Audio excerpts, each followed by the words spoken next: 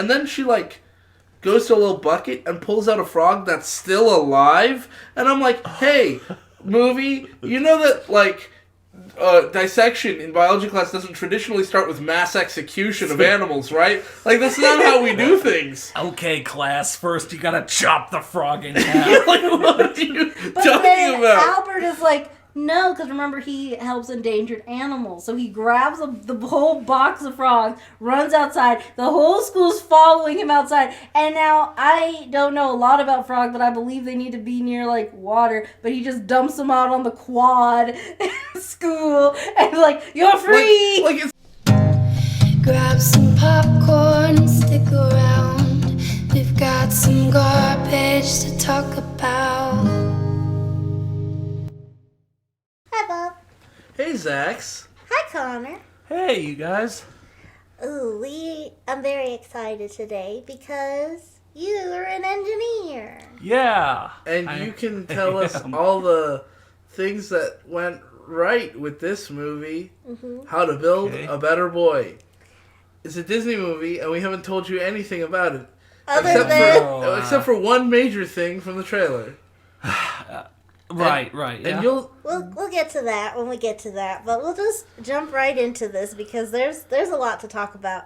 This is a movie that starts in media res, and I gotta say, I feel like there's a few types of media res, like how they do it, and this is one of like the worst ways because the rest of the movie acts like there's a big twist coming up, but the opening tells you everything, ruins the and the title of the movie, it all blows it up. Oh, I'm already seeing or imagining. Yeah. Yeah. Okay. So, military vehicles are charging in. To like an alleyway. There's a guy and a general that Bob insists is wearing track pants. I swear to God, genuinely, he's like wearing a decorated military uniform, tons of pins and medals and stuff, but when he steps out of the car, they're either tuxedo pants or track pants. I don't know why. I guess first, when did this come out? 2014. On the Disney scale of, known... So this was like a Disney Channel original movie? Yes. Yeah, and on that scale, there's like High School Musical, everyone knows that, versus some stuff that aired once and no one remembers. And this is one of those. Okay. Yeah. Yeah. I mean, China Anne McClain is a pretty big deal, and the other... She's one of the actors in the movie. Yeah. Okay. And the girl, she was in like one of those other Disney shows, I think like Mighty Med or something. One of those. This is far beyond my time, yeah. But we also got a big name that we've heard on Kind of Friends before. We got a Noah Centineo appearance. Yeah. So, and I don't know, I hadn't heard of him either, and I, for the longest time, absolutely despised Noah Centineo. Because one time... she described him as handsome and made me really jealous. And I guess he's kind of okay looking. He's fine. He's actually... I warmed up to Noah Centineo a little bit. Okay. A little bit. Yeah. But he betrays the hell out of me in this movie. Oh, we were watching it, and Bob was like, "Oh, Noah Centineo, I like him. He has a good moment." And then immediately, Genuinely, I was warmed up to him. He did something kind of okay in the movie, and then he does something that really pisses me off. Here's so back to the in media res. Okay, so the decorated general, and there's a man next to him in a suit. We find out this is a scientist man, and the scientist is like, "Ooh, like the president, like what's going on?" And then he's like, "You lost track of a $3 billion weapon," and the scientist is like, "Oh boy!" And then it's like a real doofy, they've got like doofy dad and then he's like, "You can't do this," and then the general's like, "As far as I'm concerned, those are the biggest criminals in the world. Yeah, they've stolen." And he specifically, he pulls out a megaphone and he's pointing over to the end of the alleyway and he says, "You've stolen property of the United States government. Come out peacefully or you will be locked up and tried for treason." So, first error of the movie. First major error from me. Treason is a crime that can only be committed in the context of a war. They have not committed... They have not betrayed us to an enemy state. I mean, come on. Yeah. Disney, get your treason right. It's it's the kind of thing where it's clear, you know, that like the kids watch, you'll be like, well, that sounds awful serious. Yeah. Yeah, it's kind like of Disney PG kind of. Yeah, and like flubber. Yeah. and this whole scene is really just set, like, not only does it ruin the plot twist, not really a plot twist, but the way they act, it's supposed to be. they act like it's supposed to be a twist that's coming up, but like this ruins this because they do it for the sake of this one joke, which is, he says, you know, you've stolen property of the U.S. government, come out peacefully or you will be locked up and tried for treason. And then scientist dad / whatever, he says, and there's no way you're going to homecoming. And then two teenage girls step out from behind some pallets and go, but Dad!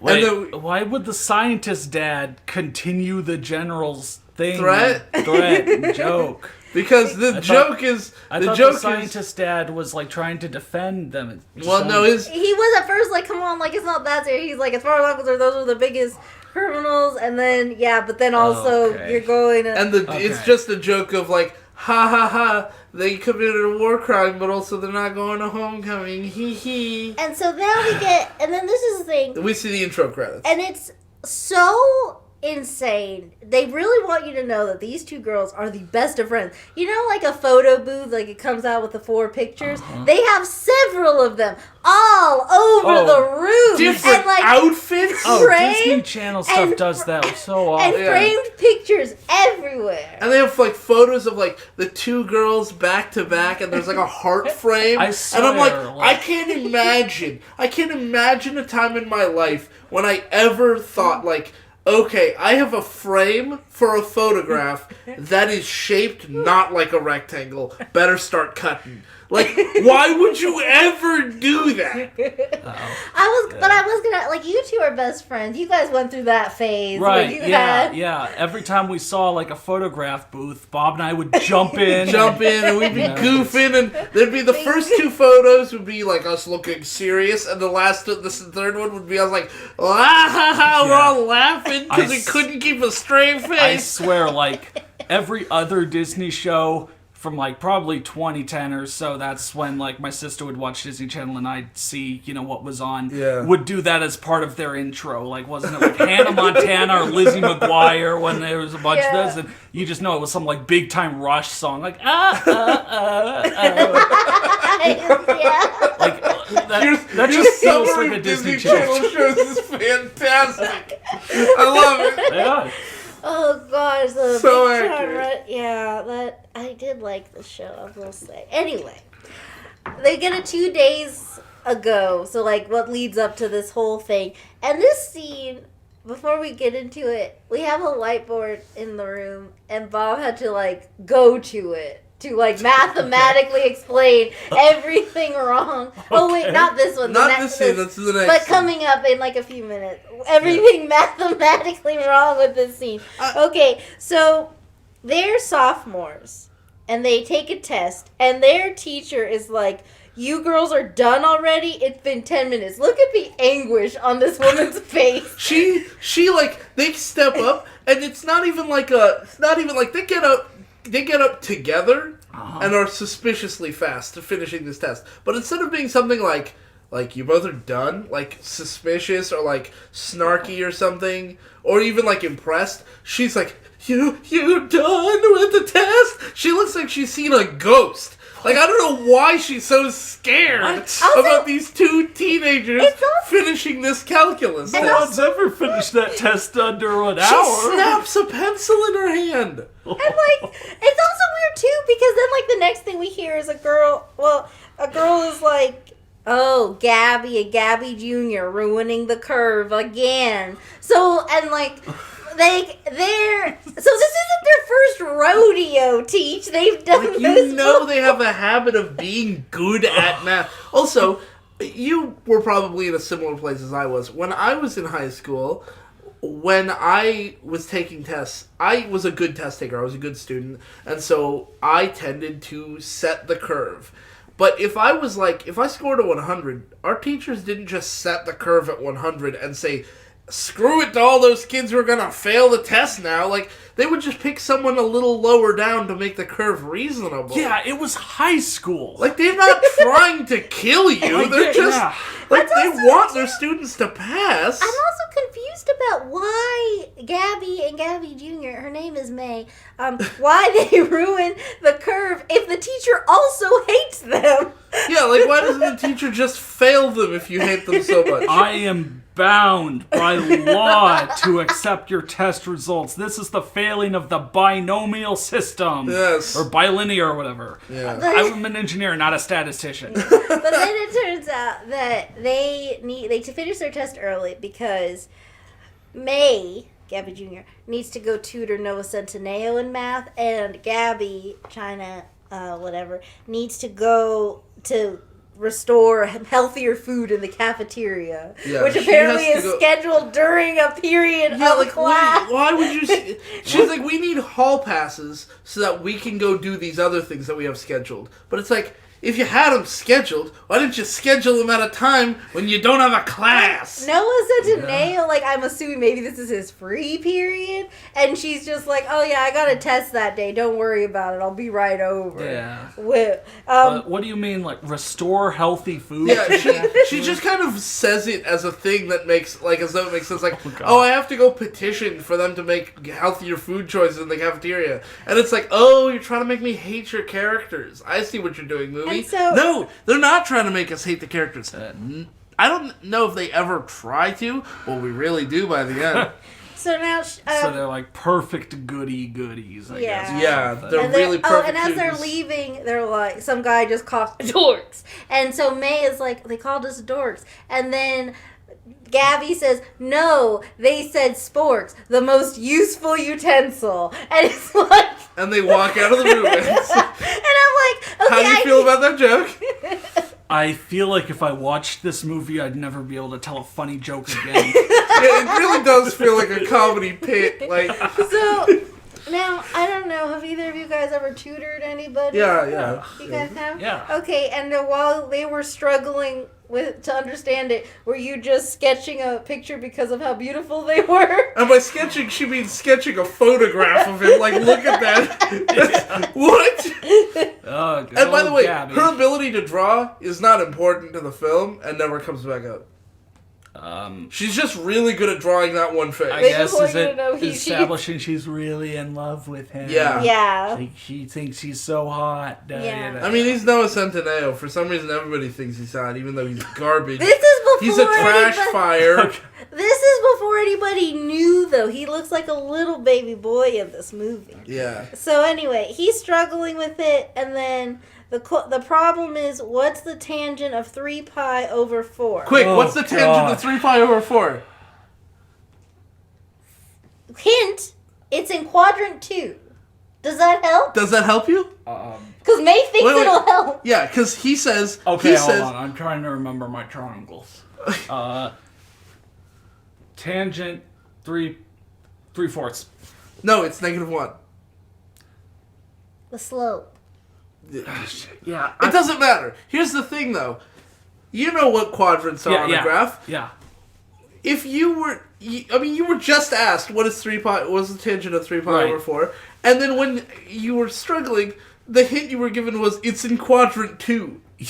How would that help at all? Yeah, like, I was trying to get back into math mode, like, well, yeah, what was the tangent again? Like, I know they're getting at the 3, 4, 5 triangle. Yeah. I wasn't kidding, he really broke out the whiteboard to explain that one out. Okay, yeah. Quadrant 2 is so, like...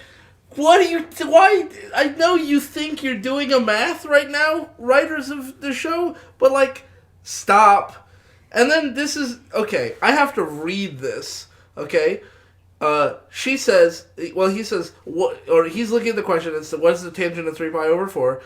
He has no idea. She says, it's in quadrant 2. He says, I'll never get this, which, by the way, is a perfectly understandable response when you're struggling with something and the person gives you a hint that is less useful than the original question. Yeah. But then, here's her explanation. Close your eyes. Okay. Pretend you like football as well. Yeah. I mean, he knows some football. Yeah. Okay. Okay. I'm going to read the quote as it's written. Okay. So picture a football field as a circle on the graph. I see you struggling already. I need you to focus. Oh, I know this analogy makes no sense at all, but this is how it's said in the movie. Okay. when you go from one end zone to the other, you actually end up at the same place. Yeah, what are you talking about? Okay, so picture a football field as a circle on the graph. Okay. The tight end is lined up at 0 on the path of the circle. Strong safety is at pi over 4. The free safety is... Does that help you at all? Well, it helps Noah, and he says at 3 pi over 4. And with x being negative, the answer is -1. Bob has written, we are not 3 minutes in, and I hate this film.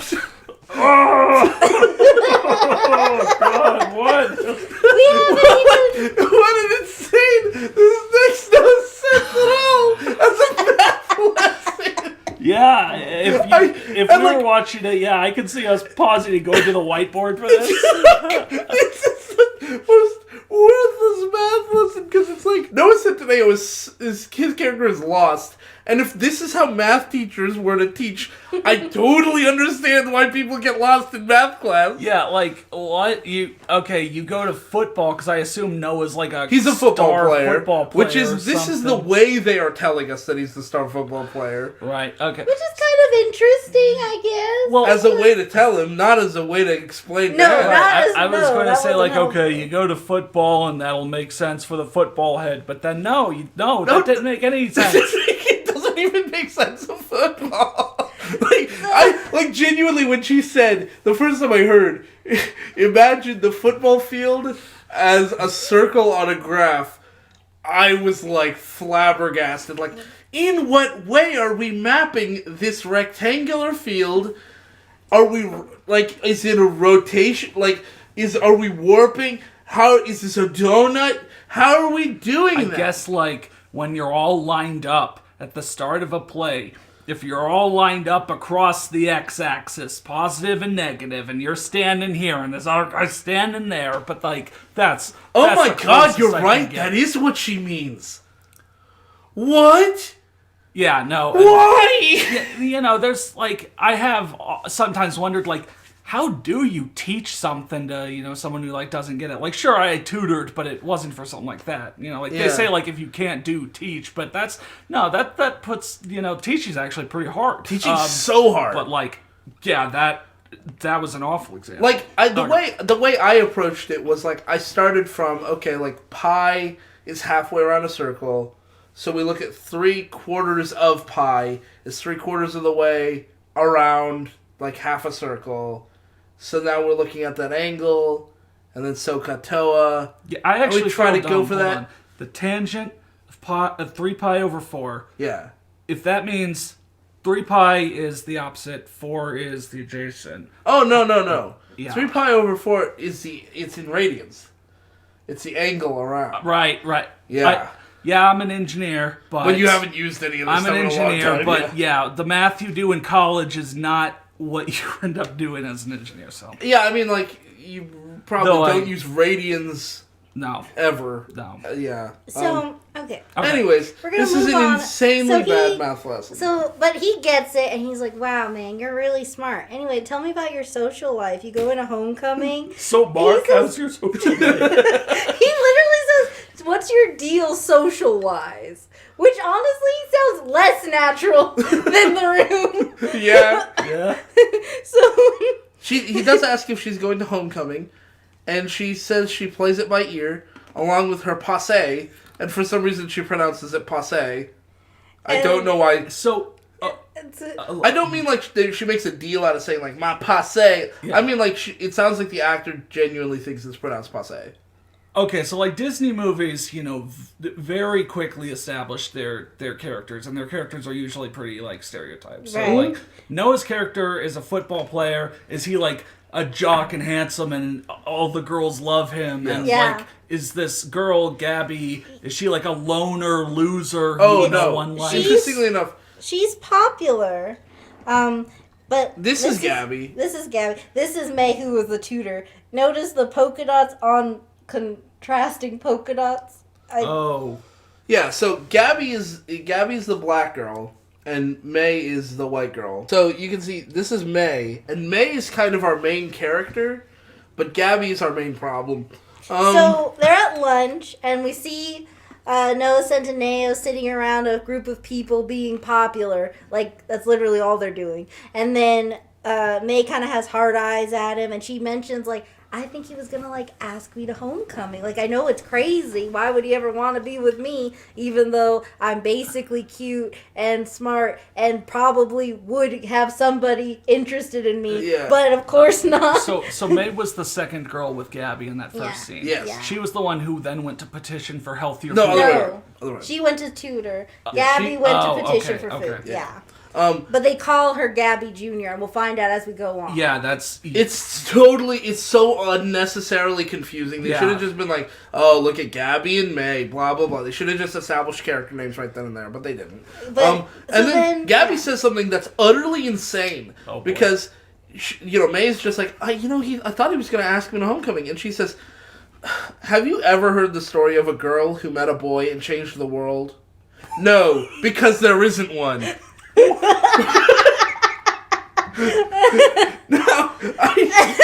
What does that have to do with this? Boys are a distraction, she says. And I don't... She says, like, May, look. I thought he was going to invite me to homecoming. Have you ever heard the story of a girl who met a boy and changed the world? No.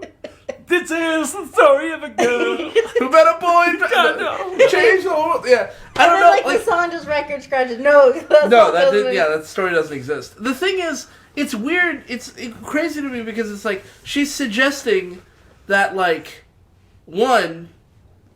I guess she seems to be suggesting that women who change the world do so despite the interactions with men.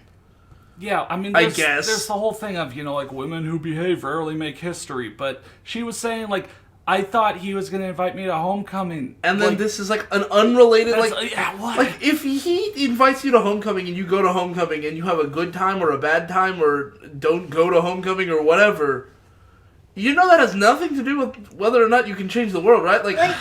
But then, it's also, like... Also, there are a bunch of women who have met men who changed the world. And, like... Name any famous woman. I guarantee she's met a man.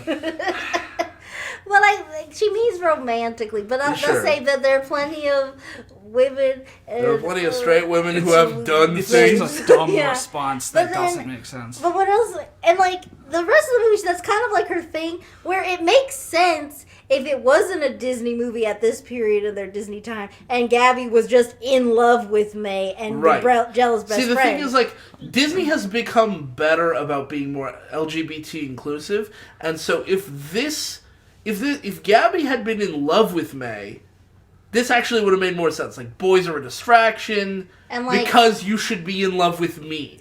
Right? That kind of implication. But they're not trying to say that because they weren't yet LGBT inclusive. So Gabby is just a bad friend. Yeah, I mean... Who's just weirdly obsessed with May, but not in love with... It's very odd. But then, here's the thing.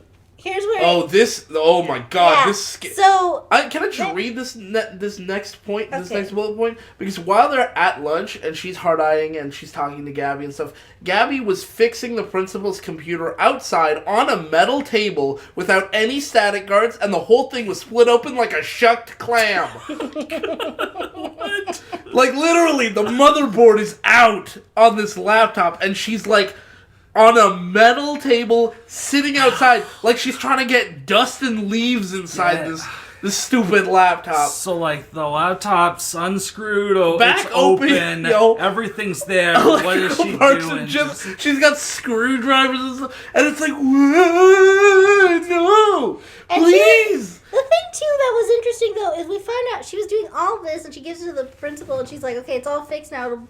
It'll run faster. And it won't crash as often. And I was like, do you need to do all that? Because, like, you need to crack that open to do that? No. Bob's not cracked open, but he's, like, taking a look at my laptop and has made it run faster without doing all that. Yeah, that's not hardware stuff. That's very much a software cleaning issue. up. That's the Windows Defender. That's getting the viruses out of there. That's clearing your cache. Especially with a laptop, you can't really add, hardware stuff to it. So if you're cracking it open, that's and I'm like literally something straight up broken there. It's not going to run faster. It's going to run. It's not going to run after you open it up outside next to food. Like, this is like worst possible time and place to be cracking open a laptop. But yes, that's what she's doing. Texted. Oh, and then there's also this throwaway line that sounds irrelevant, but we'll come back later. The principal mentions, oh good, I can look at my online tango lesson now. And he does a little, like,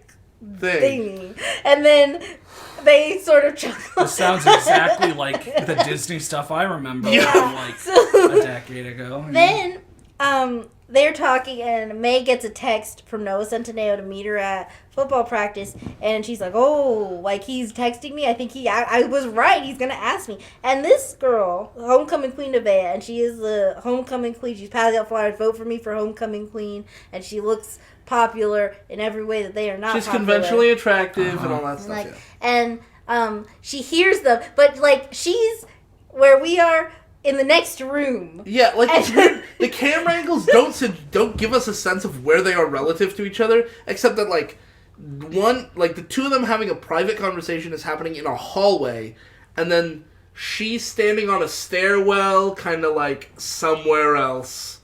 Okay. And, like, the camera's looking at her from a distance.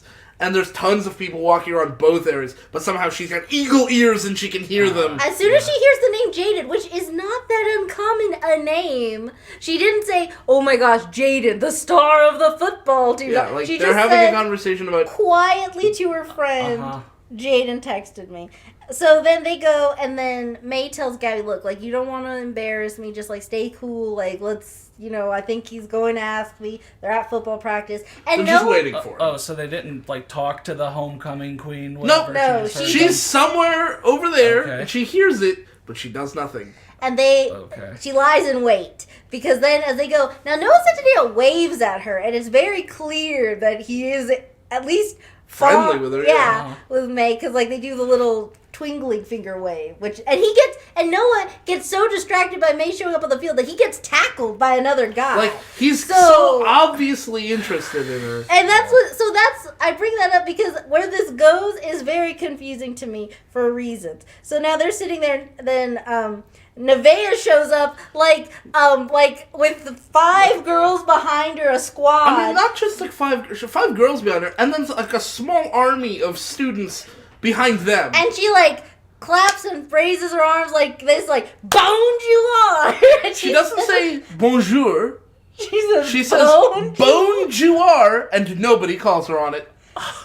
Everyone's just how would you, real quick, if you were approached by someone much more popular than you in high school, and they opened with, bonjour, Connor, how would you feel? I would be like, you want to run that back? You want to try that again and try not to fart your words out? I wouldn't know what to do. No, she's coming with the intent to bully you. But she opens with said her name was Nevaeh? Nevaeh, and she's the hot homecoming queen who's homecoming queen, jerk. cheerleader, all the usual. Okay. She brought a whole army. To football practice to bully May. May. Okay. And so she opens with a bonjour, and Nevaeh gets a polite chuckle from the crowd, which is like... They continue to politely chuckle at everything she says. Like, she's just like, hey, nerd. And then... Like, not even a real laugh. Like, honestly, I would want to go for a second round. Like, excuse me, I brought you here to back me up. And then this is something interesting, too, because then Gabby says, like, why do people even like you? Which I was like, okay, that's cool. I've never seen a movie where, like, they just stand up to their bullies, kind of. Yeah. They don't just take it. But then she doesn't do it. That was it.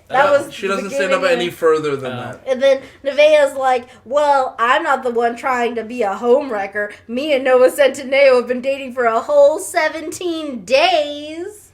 Oh, got him. And so, like, he's never going to ask you to homecoming because he's going to ask me because we're dating. And then Noah comes over and he's like, oh, hey, I wanted to talk to you. And then Nevaeh kind of jumps in the middle there and is like, because you were going to ask me to homecoming, right? And then he looks around in the crowd. And what a normal human at this point would do would be, no, I was going to talk to her to ask her to homecoming. But he looks around in the crowd and I guess somehow gets peer pressured. And he goes, I guess it's like a yeah, that's what thing. Because like there have been like stories of like women who like get asked out at like sporting events, like where it comes on the screen. Yeah. And they say yes, but then they say no later because like it was a high pressure moment. Yeah, but she's asking him if he was coming over to ask her out. Yeah. And he's like the star of the football team, so he can do whatever he wants? Yeah, like, is he the quarterback? Like, I believe so, yeah. So, yeah, okay. It seems like he's... Yeah. Like, but he's a very... Everyone likes him, everybody respects him. But I will say he's a very... Unlike... Nevaeh is the stereotypical bad movie popular person. Jaden's like... Nose and a Nail is like the real popular guy you would actually know in high school, where he's just like a cool guy that everybody likes and is good at sports. I mean, we knew people in high school who were popular, and none of them were particularly mean to us. Yeah, because, like, movie bullies don't... Yeah. I don't want to say don't exist in the real world, but, like... But bullying doesn't happen that way in the real world. So far on Kind of Friends, with all the people I've asked this to, no one has ever met a bully like that. So it's a small survey pool, but it's still... Yeah. I mean, I've never even heard of a bully who's, like, the popular kid who's just trash to people. Because nobody likes trash people. And now, he got embarrassed, but, like, it's also still very clear that he is actually into May, and I feel like if May was a little more, like, socially experienced, she might have been able to, like, pick up on, like, that, because then Noah, like, looks at her. He, like, kind of bends... He's very tall compared to her, and he kind of, like, bends down a little, like, is locking eyes with her, and he's like, so I wanted to ask you about, like, quadratic... We could talk about quadratic functions tomorrow. And everybody starts laughing, but he's kind of like, but you know, like, I'm kind of clueless, right? Which is kind of like a hint, which is basically like, I'm being held hostage here, May. Meet me again. Like, he's basically blinking in Morse code, like, I'm so sorry that this happened this way. I did want to go with you, but, like, this is a lot going on right now, and I'm just a high school guy. I mean, Nevaeh brought half the class with her, it sounds like. Yeah. What is going on? Well, then she's like, oh yeah, we can work on quadratic functions. And so Nevaeh starts to walk away with the people, and she says, like, sorry to burst your bubble. And then as Nevaeh walks away, this is maybe the stupidest choice that May could have had. May shouts at Nevaeh from a distance. She says, oh, my bubble is unburst. I have a boyfriend, and he's... And then I'm going to give you the list of descriptors. A total hot burger. The look of despair on your face when I said that really said a lot. His name is Albert. He's varsity in 5 sports. Yeah. He's got a genius IQ. He volunteers with endangered animals. Make that orphaned endangered animals. Because Gabby jumps in to say that. Why are you helping?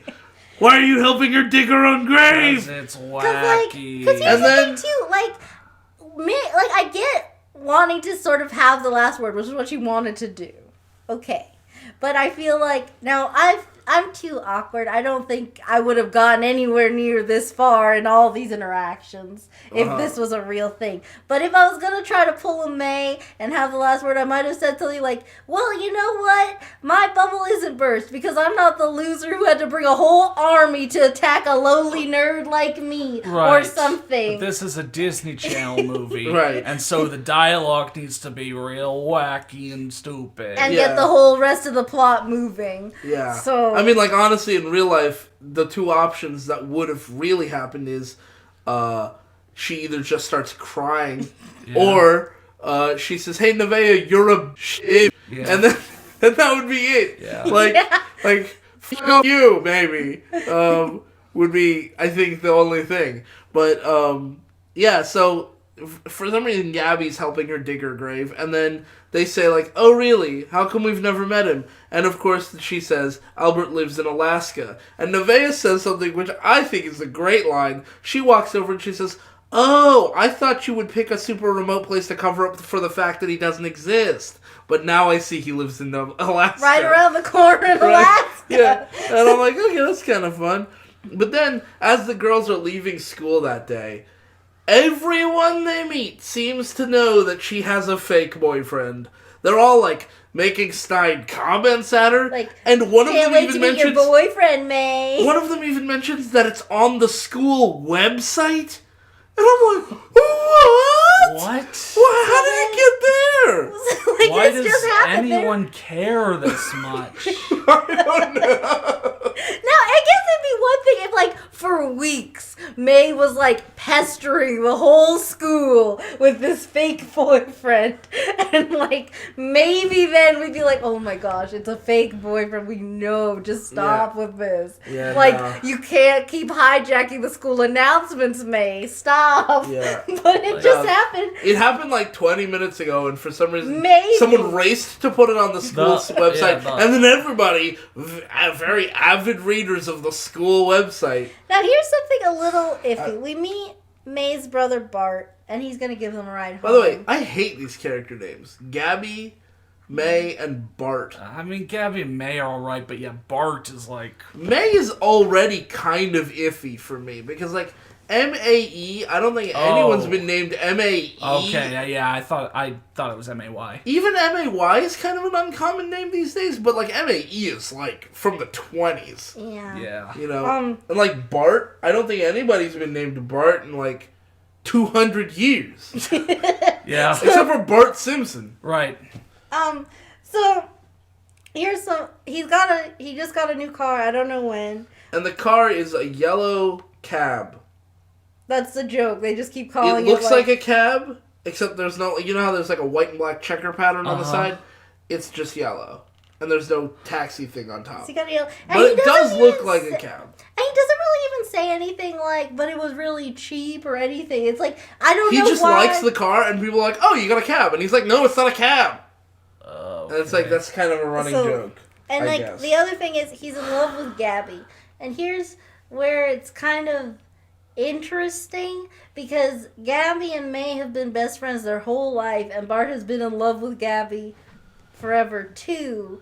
But he's, like, the older brother, and I feel like that's, like, kind of iffy. Oh, he's like, the older brother? Yeah. Yeah. Like, that's kind of He's driving them home. Then, like, how old is May and Gabby? Well, they're at least- sophomores. so he's Oh. like a senior. So he's like, so it's 1816. Which is isn't like, that bad, but if they've been friends all their life, that makes it seem like really weird. 8-year-old in love with a 6-year-old. Yeah, the 12 and 10. The It's younger a they little- are, the weirder that age gap is. And it's also just weird because, like, every time I come over to sleep over, because, like, he is it's a kind of, like, not where it's just, like, we as the audience are like, oh, he's got feeling. It's, like, the kind of, I'm in love with you, have been in love with you for years, and I overtly make gestures that you're not interested in all the time. It's one of those Disney Channel things. We're like, because he gets the cab and he's like, you like it, Gabby? Like, I bought this car for you. Yeah, normally that's a younger brother character thing. Like, Right, has and a crush. this character's the Like, older brother senior, which is like, yeah. if you're 18 and you're still doing that, you really, really, Like, really yeah, need like, to if you grow were up. kids and you had a crush, like, whatever. That's, Yeah. like, maybe a cute, funny story we laugh about now. Either way, But, anyway. this guy is a real character. He's a real nerd, too. So they're getting a ride home with him, and, like, they're standing outside the car, and he says to his sister, congrats on getting owned by Nevaeh Barnes. Even I haven't done anything that pathetic. And This is Even I haven't done anything that pathetic, which is pretty sad for someone to say And about we've themselves. seen May being this, like, weakling, shy girl. Look how smug she is when she's like, what about when you're... No, she says, really? How about the time you cried when your Wizardcraft avatar died? Look at how smug... She just came out of the woodwork. With to, that... like... And it's like, ha ha ha, But so also- funny. But also, how you, maybe. Like, he specifically responds, do not disrespect a fallen hero. Craftar saved thousands with his magic. And I'm like, Hell yeah, man! Craftar! I love that boy! I don't know anything about him, but he saved thousands with his magic. And I would cry too! And my thing is too, like, okay, so he was playing a game at home alone, had a moment, that's like... Well, like an emotional moment with his video game, or maybe it's like a tabletop game or something. Yeah. Either way, in an emotional moment, his character died, and he cried about it. You know what you did? You went in front of a whole bunch of people and said such dumb shit that your next choice should be a noose. This is a terrible, terrible predicament you've put yourself in.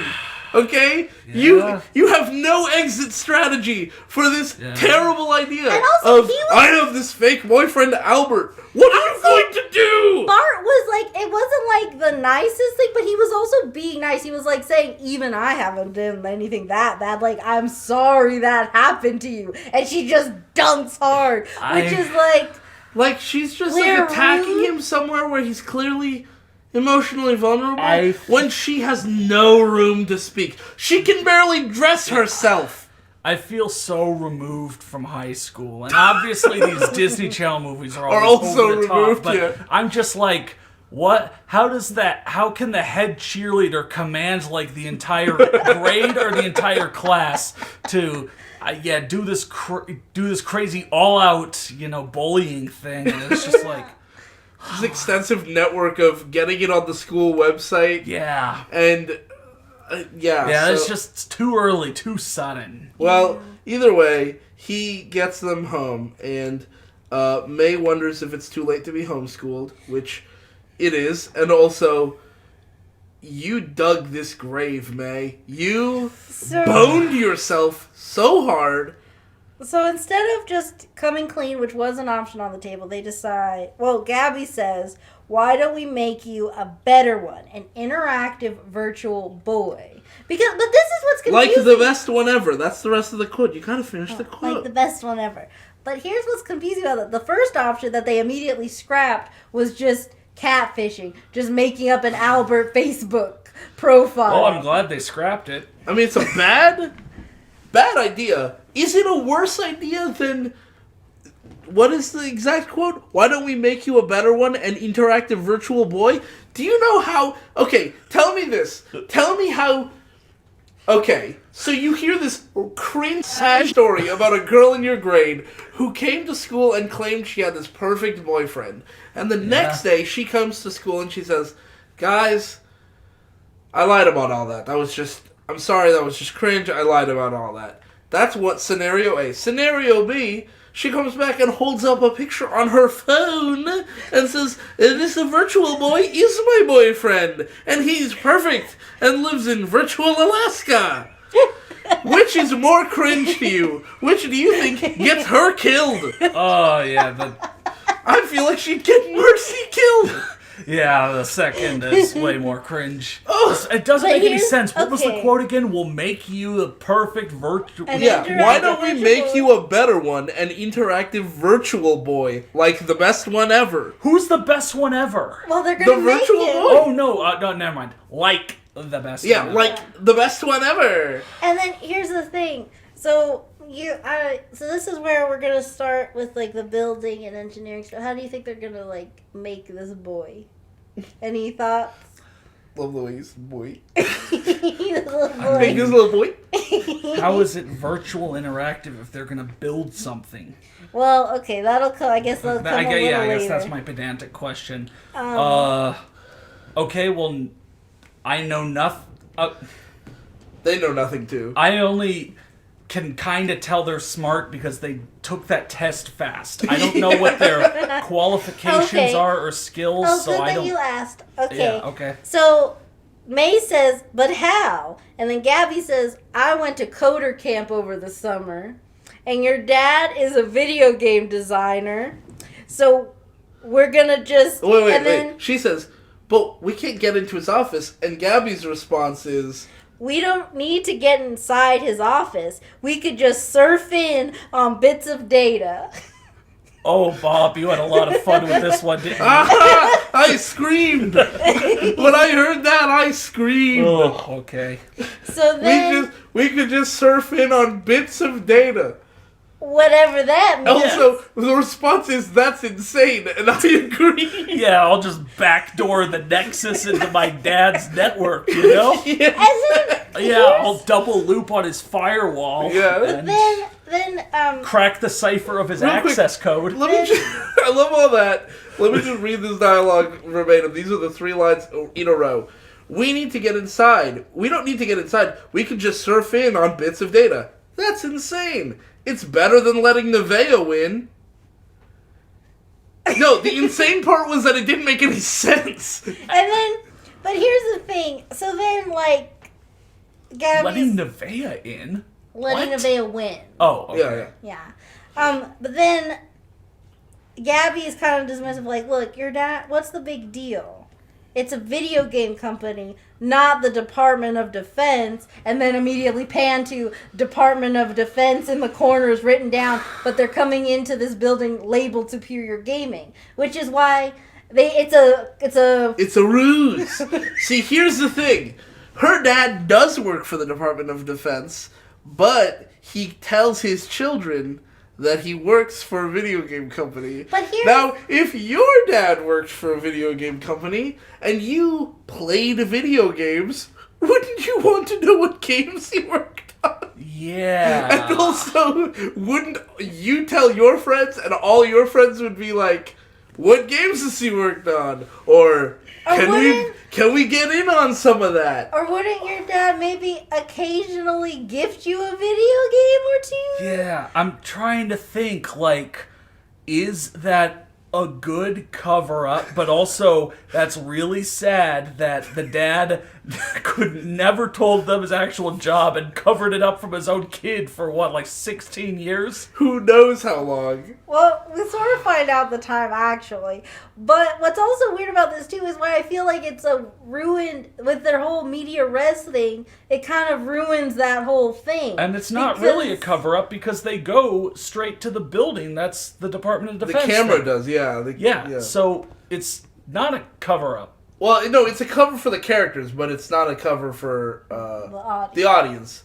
The audience instantly gets to know that, no, he doesn't work for... The audience, because it's in the corner just written out, Department of Defense shows up in writing. You know, like a little location tag for the movie. Oh, okay. And then they pull into this building called Superior Gaming. And let me say, okay, so the dad is standing there, and he's showing off...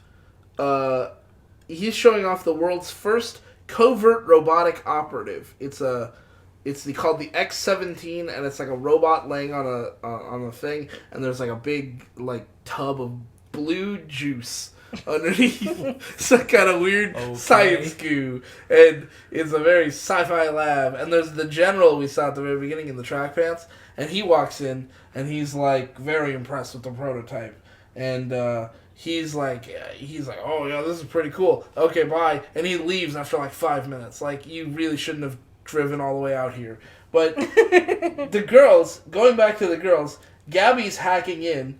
She has to get through 5 layers of encryption, and she's not concerned about that. Okay, hold on. Okay, hold on. This movie not making a lot of sense. Okay, so Gabby and May go back home, go to May's house, right? Yeah. And that's where they talk about, what to do and determine to code this boy or whatever. Right. Yeah. Then it goes to a building that the dad is in. Yeah, the office building his dad is working in. Where is Gabby hacking in from? She's remotely doing her hacking laptop. On her laptop, and she's trying to hack into his home office. Okay. Yeah. Which is downstairs. And it's not really clear how these things are all connected. Yeah. It doesn't really make a lot of sense at all. Yeah. And it's going to make less sense. So because they're hacking in, and she's like, wow, there's so many layers of encryption. But she still manages to get in. And then they speculate a little bit about how it would be for Albert to be entirely virtual and independent. And she says, he's going to be more than delicious. He'll be 3D-licious. Which, by the way, is how I feel about hot me's that I see on the movie, on my Wii. When I turn on my Wii and I see that hot me that I made, I'm like, that's 3D-licious. I get this as a Disney movie, but it just, like, why is their solution... I mean, from the title, and you guys, saying, like, spoilers or whatever, I assume they're going to make, like, a robot kid or something. Just, like, why is their solution this? Like, what is their solution? They're saying all these words that don't come together. Yeah, well... Like, how did Gabby know how to do this? Did the movie establish that she was a master hacker beforehand? No, she's just smart, and being smart in one thing means you're smart in everything. Like, at least she went to coder camp over the summer. At least in other movies, when it's like some random high school student is supposed to be like a super cool genius, like the movie has shown and established something like that. Yeah, well, they're not that smart, apparently, because they still think this is a video game thing. And they hack in and they start designing a character while you see, camera cuts over to the dad's home office where the computers in his office are beeping and booping and doing stuff. And we also see the robot in the Department of Defense kind of shaking a little bit. Yeah, as they're like doing their designing or whatever. But they still think they're designing a virtual avatar, even though it literally starts asking them questions about designing. And let me just say, this is the part that they used as the trailer, and I'll tell you when it cuts off as a trailer on Disney Plus. These are the questions that it asks. First things first, enter geopolitical affiliation. And they say, first thing she says is Hogwarts, and she says, don't be ridiculous. And then Gabby types in America. And then Project Homebase, the high school. Project Commander, May. Set character ability levels, and there are 3 sliders, mind, body, soul, and they set all of them to 100%. And at this point, this computer's back in the lab where the robot is actually laying, starts flashing exceeding maximum capacity. And I'm like, why would you even let us set the levels that high if this is above? Whatever. Then May says something that's utterly insane. She says, Gabs, this is the sweetest thing anyone's ever done for me. You live a sad life, May. A very sad life. And then Gabby, she's keeping it on track. She says, tell me your ideal human. Tell me your ideal male human. Can't have a lesbian character. And this is the description she gives. Tall, brown, no, blonde hair, blue eyes. And at this point, the trailer ends. And I went, oh no! Are they making an Aryan super soldier movie? No! Oh my god, what? Disney, why? But they're not. The movie continues. And there's some more traits. Because they make him not so much an Aryan. Okay, can I say really quick? I thought the twist is that the 2 girls would have been robots because nothing they've done has sounded like human behavior. They just look like them. But okay. You're telling me that 2 humans, flesh and blood, made, born and raised for 16 years, can be so awkward as to say the things that May has said and to do the things that Gabby has done. Yes, this is we're supposed to assume these are humans. Okay. But then these are the additional traits they ask for. These are the rest of the traits. Cute but doesn't know it. Which makes him even cuter. Which makes him even cuter. They say that in unison. Yeah. Super polite, almost Canadian. I don't know why you couldn't. I love looking at you react. He's got to be sensitive. He's got to be brave. With one look, he's got to know how I feel. He's strong without being a meathead. He's honest. He tells you what he's thinking, which... Okay, that's honest. Yeah. He notices the little things. He's wise beyond his years. And he's able to deliver the perfect kiss. And they describe this perfect kiss with like flower petals and moonlight. And I think she even mentions that it happens at homecoming.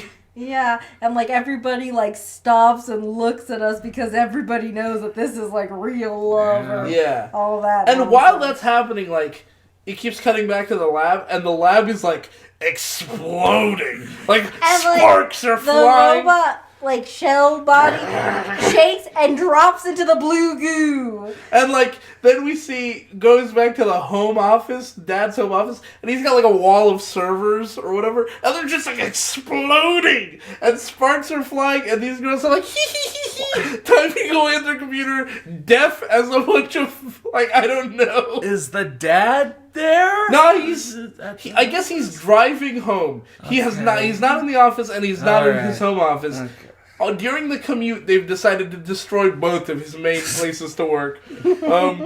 But anyways, all this is causing the machine to melt down, and they don't realize that because it's in another building. And electricity from the computer screen hits her finger when she reaches out to touch a little picture of the generated Albert. And he says, "Hi, May." And she reaches out to touch, and electricity shoots out from the laptop screen and hits her, and she flies back, and she's fried like a green tomato, and she lands on the ground. Jesus. And Gabby's like, "Are you okay?" And she's like, "Wow, he's perfect."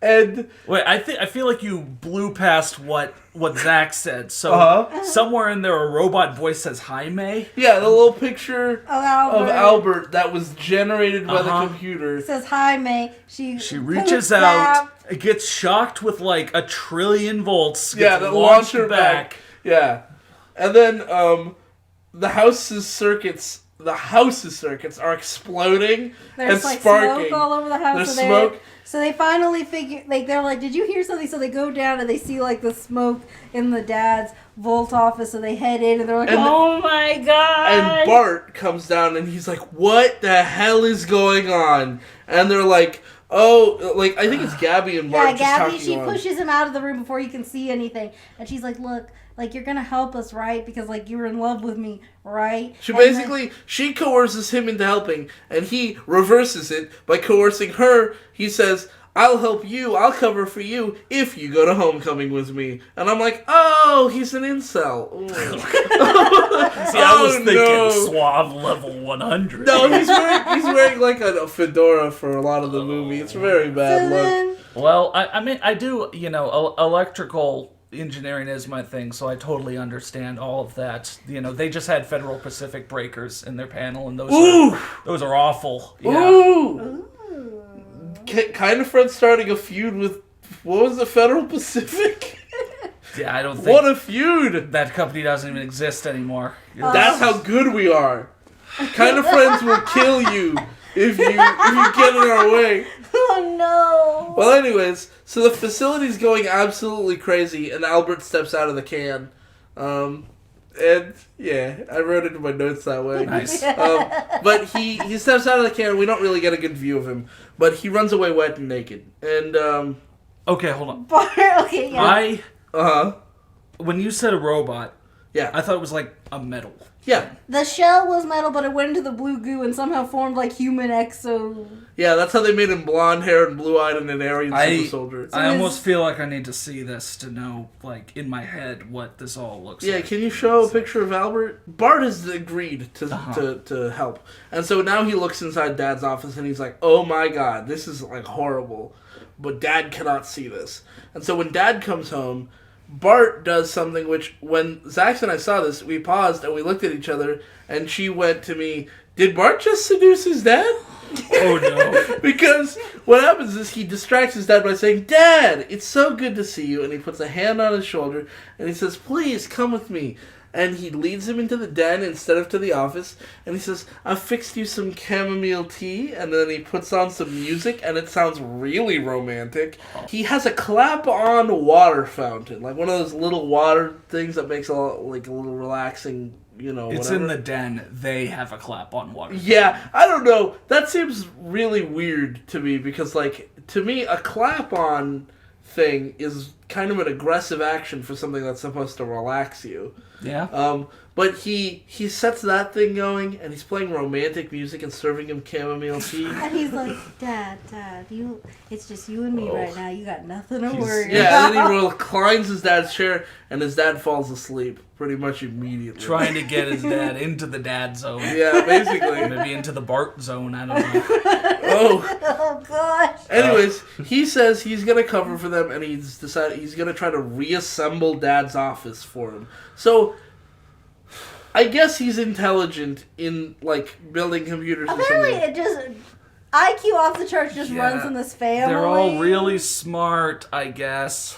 And so, while the girls are going to school the next morning, he's going to stay home and, like, fix up the computer. And then there's some hilarious background hijinks where the dad's, like, almost going to the office and turns away right as Bart is in there, and he closes the door and he opens the door and he's like, and like Dad doesn't get a good look in there. Whatever. It's a hysterical thing.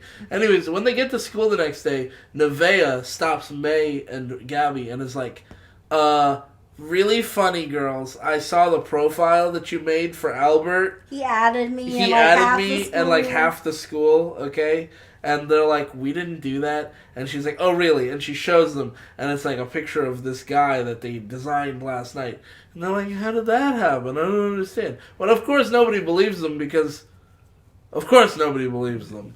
Yeah, so May and Gabby did all of this stuff, and to their knowledge, they got nothing out from of it. that. Correct, yes. They destroyed their dad's office Right, and and they would have got gone to nothing. school With having nothing only to got show. like a robot voice that shocked May across the room. And only They the would two have of them lost heard it. anyways. And yeah. So only- why don't I they think- go I think in her like saying plan like, was- oh, we should apologize or whatever? Yeah, I think we get cut off before they can, but I assume the plan was for them to come clean, and like that was the only plan left. But then a cool Lambo comes out. A Lamborghini drives up to the school and outsteps Albert. Whoa. And do you have any guesses on where that Lambo came from? Do you want to throw some guesses out there? What? Oh. Because he's a robot, and he came from a lab, but he's driving an actual Lamborghini. Like the license plate or whatever? No, where did he acquire the Lambo? Oh, Like, just guess. God, I don't know. The fancy car dealership. Okay, well, we were kind of hoping you would know, because we don't know. They don't tell you. They don't tell you at all. Well, yeah, I was He gonna has, Albert is loaded. Throughout this movie, he's got wads of cash. And it's not explained where he's acquiring money from. like, what did you want me to say? Left side of the screen? I have no idea where. No, I mean, genuinely, I was hoping you would make a guess, because there's no way for anyone to know. Albert, as a robot, is like a crime theft extraordinaire. That makes more sense than the rest of the movie. Get whatever. Well, he drives up in a Lambo, and in slow motion, he tosses the keys to Noah Centineo. Just like tosses him over there, and Noah Centineo happens to catch him, and is like, what? And like, he's like, oh, I'm a hot guy, and he just walks right up. Nevaeh's like looking real stupid now, because the guy that she said was fake is right here. Yeah. And she asks, are you dating? To Albert, and Albert says, no, it's more than dating. You guys know, and he turns to the rest of the audience, the rest of the people gathered around, and says, you guys know how it is when you meet the one you're really meant for. It's like being alive for the first time. Does he at least start with like, hey, May? Or Yeah, Yeah, something he's got like his that, arm yeah. around her while Okay. he's delivering these lines. I'm and trying May to looks remember. really confused. Yeah, something. Didn't she say like the ultimate romantic or something? Like, Yeah. I can see Basically. where this comes So from. yeah. Anyways, a bunch of girls are just oohing and ahhing over him, and Nevaeh's just like, ugh, and just walks away. And Albert, he's like, who wants to lead me to the registrar's office? And a bunch of girls are like, yeah, and they like take him over to the registrar's office. And I'm like, man, that registrar's office has never been so popular. And he says, I love how everyone in the school just acts as a hive mind. Yeah, Yeah. it's like there's May and Gabby, and then Hive Mind and Noah. And then, so now back at the Department of Defense or whatever, the general's like, the robot escaped. And the dad is like super singing and Like, he dancing. genuinely- Because he just did it for the science, so he's just happy that it worked. And I'm like, why are you so down on your own work? Like, why didn't you expect it to work? Wait, like... here's the general. Okay. The general walks in and is just like, this robot escaped. This is a disaster. And he says, it worked? Oh boy. Oh boy, oh boy, oh boy, oh boy. And he starts singing the song. And then, like, the general shakes his head at him. And then he goes, oh boy. In, like, a scared voice now. Because that's a good Disney joke. And the general states that this is a national emergency, which is not his call to make. Yes, I love how the scientist did not, I don't know, experiment or try that his robot worked at all. He had and no instead expectation. was just building the entire thing. Yeah, just hoping it works. Oh my god. Okay. But also, they still have no idea how this was accessed. When I'm like, but you have to have some reference of, like, what computer launched the protocol or whatever. I feel like it was like, it made it too, not complex, but like weird that the act of making this robot boy both destroyed the lab and destroyed the dad's servers back home. Just do like, one. Don't do this. I think it's supposed to be like Frankenstein, like granting life to the robot. Made everything. Frankenstein also didn't work remote, you know. Like I'm talking about that there's two different places. So that means that the Department of Defense places robot whatever the manufacturing was actually running off of the dad's servers back at home. That is a security risk. Yeah. And for exactly this reason. Yeah. So Albert takes off his jacket. Forget about that. Back to school. Albert takes off his jacket, and the girls start, like, screaming, and one of them makes a face and a noise that genuinely seems too lewd for, like, she just, like, like, it's, like, really, really lewd. We see it's like a close up on her face. It's very uncomfortable. It's actually the start of a setup for a joke, but it's really weird. Oh. And it's like a long-term running joke, so until the second appearance of this sort of behavior, it's just like, did we just see a girl cream herself in a Disney movie? Because that was really inappropriate for children's television. Because she's like, you don't understand. Albert is just so, and it's like, why did you do that, Disney? Why did you put that in your film? We could do 2 takes, like, even if that was like a take of the bloopers where it was just like girl make noises. Yeah, like, she could have just been like, oh my god. Like, no, she had to go, Even if she was like, he's so would be something better. But like, okay, now back to the general. They're gonna switch back and forth between these real fast. So then he's upset, and he's talking to his, like, number 2, basically. He's like, okay, tell me we at least got an eyewitness. One eyewitness was a woman who was walking her dog. Okay, now if she's in full military garb and just interviewed this woman. If, like, an army soldier woman was like, hey, I need this information. Did you see anybody, like, can you give us a description of anybody coming past this area? What kind of details would you use to help this person if it seemed like important like this? So the number 2 was also a woman. Yeah. You were saying she was everything. I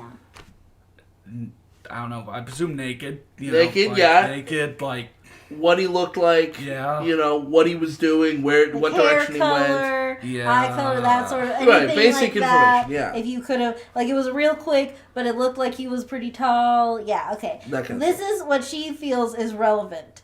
Super cute candy sugar in my eye holes, and the honorary mayor of Hunky Town. Oh my god, Becky, look at her butt. The general's not happy about that. I wouldn't be either. Yeah. So now there's a montage of just Albert being perfect. So Gabby perfect. Big air quotes around perfect. For some reason, Gabby is like teaching biology class. Yeah, like we go to this. It's now a montage of Albert being perfect, and for this montage, there's music playing, and we see Gabby standing in front of the class, showing diagrams of like a dissected frog, and then she like goes to a little bucket and pulls out a frog that's still alive, and I'm like, hey, movie, you know that like dissection in biology class doesn't traditionally start with mass execution of animals, right? Like, that's not how we do things. Okay, class, first you gotta chop the frog in half. Like, what are you But talking then about? Albert is like, no, because remember, he helps endangered animals. So he grabs the whole box of frogs, runs outside. The whole school's following him outside. And now, I don't know a lot about frogs, but I believe they need to be near, like, water. But he just dumps them out on the quad in school. And, like, you're free! Like, it's not even the quad. Like, you know, okay, like, you remember in front of our high school, there might have been, like, little potted plants, and maybe a little planter that's kind of longer. Mm-hmm. He basically dumps the entire box of frogs into one of those planters. Like, that's not even enough for one frog to have a habitat. So, like, you've killed all the frogs by starvation rather than by whatever they... Again, the idea of bringing in a bunch of live frogs for dissection is insane to me. Because, like, there are a lot of kids who are not happy about doing dissection at all. But you've also included the act of murdering a frog. Yeah. So because even if it's first you class, because like Gabby was holding it up, so even if you want to argue the whole class, and okay, class, you're gonna watch me hack a bunch of frogs open for you, and then you'll continue to look inside. Okay, first things first, I'm gonna need you to hold the frog's mouth and nose closed until it just dies. Very bizarre. This kills the crap. All I can think of is that image. Yeah. In this montage, is at least Albert, like, hanging out with May? Or the next thing he's gonna do... The second one he is. I keep, like... I have to make sure that, because it keeps sounding like Albert just shows up and does his own thing. When he kind of be, like, does. He kind of does his own thing, but completely just, obsessed with May, like he was built to be your perfect boyfriend or whatever. That's the thing. Like, a lot of it's just, like, she's next to him just, like... You're amazing. Which is also something we'll talk about a little bit more because that was odd because for some reason May forgot that she designed Albert to be perfect for her. We'll get to that. Okay. Yeah. The next thing in the montage, Albert's setting up a picnic for lunch on the football field. He has hired someone to play violin next to him. And May is just like, and I'm like, again, where did he acquire the resources to get all this set up? How did he get the money? Next. Like, it's genuinely never explained how he gets any of this. Okay. So next they're in art class next to each other. They didn't really set up like if she talked with the registrar like, do you go to this school now? Why are you in all her classes? What? But anyway, she's painting what appeared like, you remember how she was really good at drawing? Well, now she sucks at drawing because she's painting what looks like the cover of a chick lit book, like one of those, like this could be like the cover of 27 Dresses or some bullshit. And like then she looks over at him and he's painting a photograph of her. And like better than the Jaden picture she did. Like literally just like a photograph with like a Photoshop filter on it. Nice. And then they read in some like tall grass somewhere. They're reading in the field, and that's like a romantic thing, I guess. But now Albert's in the library, and Gabby's like, "Look, we need to talk." May is nowhere to be found. It's not clear where she is. And like also, quick fun fact about May: her favorite book is War and Peace. Alright. I mean, come on! Have some... I mean, there are a couple of books that would be worse. If she had said, like, oh, Mein Kampf is my favorite book, then I'd be like, oh, now I understand why you design an Aryan super soldier. Yeah. But it's just weird because, like, she could like things. It's not even bad that she likes War and Peace. All her characters, like, remember she's brilliant. Normal teenage girls wouldn't like War and Peace. She's not like other girls.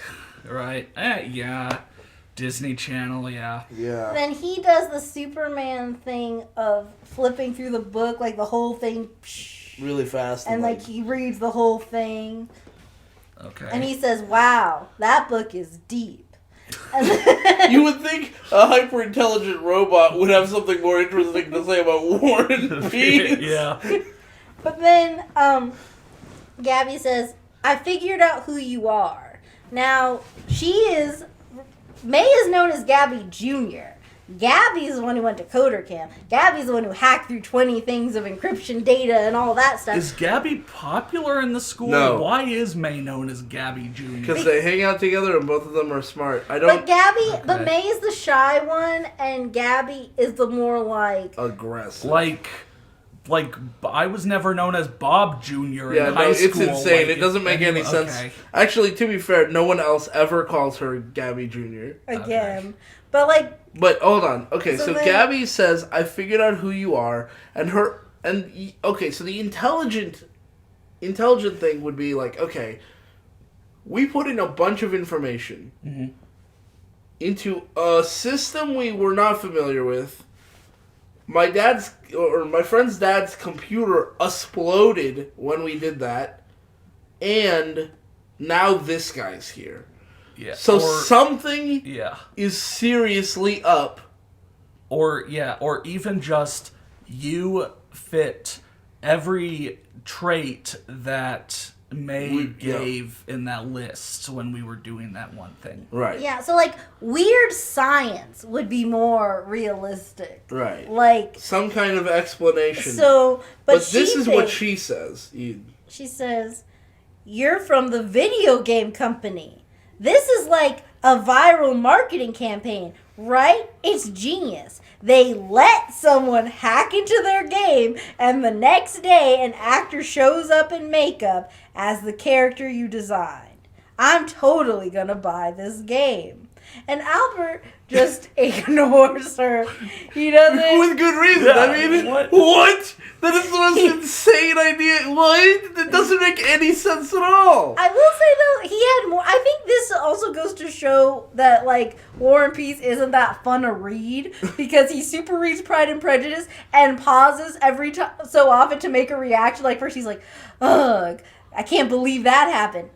Mr. Darcy, what? You proposed? And he, like, goes through, like, all the... If you read Pride and Prejudice, like, he stops to make all the main reactions that a Jane Austen fan would Basically, identify what we're saying with. is we're trying to build a better riffer for the Steel Donut who can just instantly read the entire story and just say a couple jokes, and then that'll be it. That'll be over. Right. That would be perfect. That's optimal. Yeah. So then he's like, look... Because basically she's saying, like, look, Albert, like, you're perfect. You as an actor, you're clearly an actor. I really fundamentally believe you're an actor. But then she also says, she grabs his cheek and says, is this vulcanized rubber? And I'm like, wait, so you not believe he's an actor? You know human actors don't have vulcanized rubber on their face, that's right? not what prosthetics are. And then I feel like I'd have more to say, but I'm just worn down. Like, we're just gonna brush past that whole stupid video game sentence. Well, either way, she says, look, you're an actor, you're really good at your job, you've clearly done a lot of research. I'm like, it's been like 12 hours, how has he done a lot of research? Whatever. Either way, she says, the problem is, when you leave, she's gonna fall to pieces, and I'm gonna be the one who has to pick it up. And I'm like, see, this would work so much better if she was a lesbian, but it doesn't work, and it's really stupid. And then he says, look, I'm not an actor. I love May, and then just leaves. And I'm like, that's creepy. That's really weird. But then Bart calls Gabby. He's ditched school today so he can fix the computer, and he's like, really seems freaked out. He's like looking out the windows and stuff. He's like, you need to get over here now. Before that, he actually says he's really freaked out because he saw pictures of Albert on social media. And he's like, okay, what the heck is this? Like... This doesn't... What? But Bart wasn't there. Right. For Albert's description. It's gonna be... this. Okay. You're gonna really love where Disney Channel takes this. Right. He says... she's like, I don't know what's going on. And he says, I'll tell you what's going on. You have conjured life from the primeval void. You have meddled with nature itself. And then he says... There is no logical universe in which my sister has a boyfriend. Har, har, har. Comedy. And then he's also scared and looking out, or was he being sarcastic about it? No, he was still looking at it, and then she's like, look, have you fixed the computer yet? And then he's like... no, I can't. It's too complicated. And he's like, have you changed the memory chip? And he says, I tried that, but the transceiver... And she cuts him off and says, no, the refractory memory chip. And he says, oh. And then he tries that. Computer. Oh my. Okay. Computer words. Yeah. Okay, so now Albert, and this is creepy. So Albert impresses the football coach because first Noah Centineo was doing some push-ups and everyone's like, oh yeah, go Noah, 35, go, 36, and 37. then Albert somewhere with the coach also doing push-ups. Like, I don't know where in his design protocol it was like, show up Noah Centineo at every turn, but he does. So now the coach is like, 169? Yeah, whoa. nice. And then I can't He's doing these push-ups first two-handed, then one-handed, then one pinky, and coach doesn't think that's a little weird. Then they're like, have you ever played football before? And he's like, I used to go fishing with my father. I used to throw fish out of my dad's boat. In Alaska. Because that's where I'm from. And he's like, okay, we'll take this fish, the football, and go and, like, throw it. And so then he sends somebody to go along, and then Albert just waves him to go further, and Albert waves him to go even further. Yeah. And then finally the guy's standing basically right next to his shed, and he throws it like a missile. It flies in a straight line, hits the dude in the chest, and blasts him into the shed. And the doors of the shed, wooden doors are splintering off. And everyone's like, oh my god. And like Noah's looking at it like, oh no, my friend just got killed. And then Nevaeh walks up, and the two of them are like, well, that was weird. And then, so now May is supposed to meet with Noah to talk about chapter 4. Now notice how these scenes don't really connect. They're just kind of happening. We're here. Now we're here. You feel comfortable? Okay, goodbye. The movie doesn't do any kind of transition here. It's literally like, it'll be a straight cut, and now it has been hours. So then Noah watches them leave, and he's like, oh, man. Yeah, Noah's like, hey, wait, weren't we going to go over chapter 4? And May's like, oh, sorry, I'm about to get digged down by this robo dude. And as they get in the car drives away, and I could not possibly begin to explain this, but for some reason, his license plate reads Meowsers. He has nothing cat-related at all for the rest of the film before or after. What car? Is this the Lamborghini? The Lambo, yeah. But he gave the keys to Noah. Yeah, well now he has the keys back. I guess he got them back from Noah at some point, or maybe they got passed around the school, and Albert got keys, and now his license plate reads Meowsers. So now they're at a park, and they're trying to have a date, but even though she wasn't in the car, Gabby's tagging along, and because she's a nerd who hates outdoors, she keeps sneezing. Yeah, because there's too much pollen on now. Okay. Every nerd's weakness. Yeah. And then May looks at Gabby and says like, hey, can we get a moment alone? And Gabby, of course, goes, of course, it's just the three of us. And then like she realizes, oh, a moment alone doesn't involve me because I was asked for the moment alone. But she walks away, and Albert turns to May and says, do you want to go to homecoming? And then she says, this really pissed me off, she says, yes, well, no, well, you could ask any other girl in school. Someone who's just as put together as you are. People don't really look at me that way. And he responds, that's not an answer. And I'm like, yes, it fucking is. She gave you yes, and then she gave you no. That's both possible answers. Yeah, or like, for being her super sweet, perfect guy or whatever. It's kind of like intimidating a little. Like, I guess. Get to the point, May. But I'm like, will you go out with me, May? But I mean, like, he's her perfect guy. Has she forgotten that she designed him? Like, she doesn't know how he came about. Yeah, I guess she's like, surprised or scared by this happening and doesn't think it's real or whatever. Like, but if you don't think it's real, why would you say no? It's very weird. She's awkward. Anyways, she sees Gabby over there, and she says, hey, could you give me just 1 second? And she goes over to see if Gabby's okay, because Gabby's still sneezing or whatever. And Gabby says that she thinks that the whole Albert thing is moving too fast, and that, quote, this wasn't part of the game plan. And the plan is... Now, what do you think was the game plan? Because you look a little confused. What do you... No game plan was stated earlier. Well, yeah, but I thought part of what May said was like, yeah, give me the perfect kiss, and it would be at homecoming. You're right. Yeah. So, like, Okay. That's what I'm thinking. Like, this is the part No. Here's the game plan. We're going to study hard, graduate early, go to Harvard, become millionaires, win Nobel Prizes, then become the president and vice president, you may, of the United States. And then May says, "Oh, when were you going to tell me about the rest of my life?" Which is a fair response to that insane statement. Yeah. Imagine if I said that to you. Like, we're in college, and you're Yeah. feeling dejected, and I say, "Hey, man, you got to keep your head in the game, dude. We got to study hard, graduate early, go to grad school, Yeah. win Nobel Prizes, and become millionaires, and then we'll become president and vice president of the United States." Like, if I just announced that as though we both were of that common understanding, I think you would move out. Yeah? But You got it on the board. so then this is where things get weird, because May didn't know that, and then Gabby says to her, May, Oh, yeah. I created this boy to help you, but now you're letting it change everything. Gabby, Albert is the best thing that's ever happened to me. You're acting like it's a problem. Which, again, I will say, if you were in love with May, Yeah, that would make sense. This makes so much more sense if As a Gabby was, lesbian like a friend. secret crush on her. 'Cause- And see, here's the thing. Yeah. I have a theory that she hates for what this movie's actually about. I do hate it. It's a really stupid theory.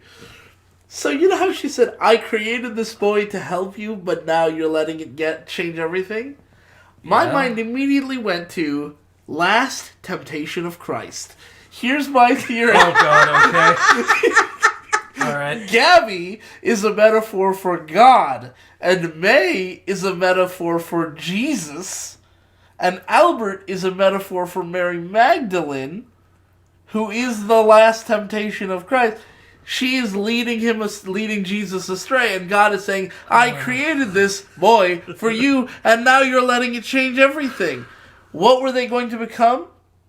President and vice president of the United States.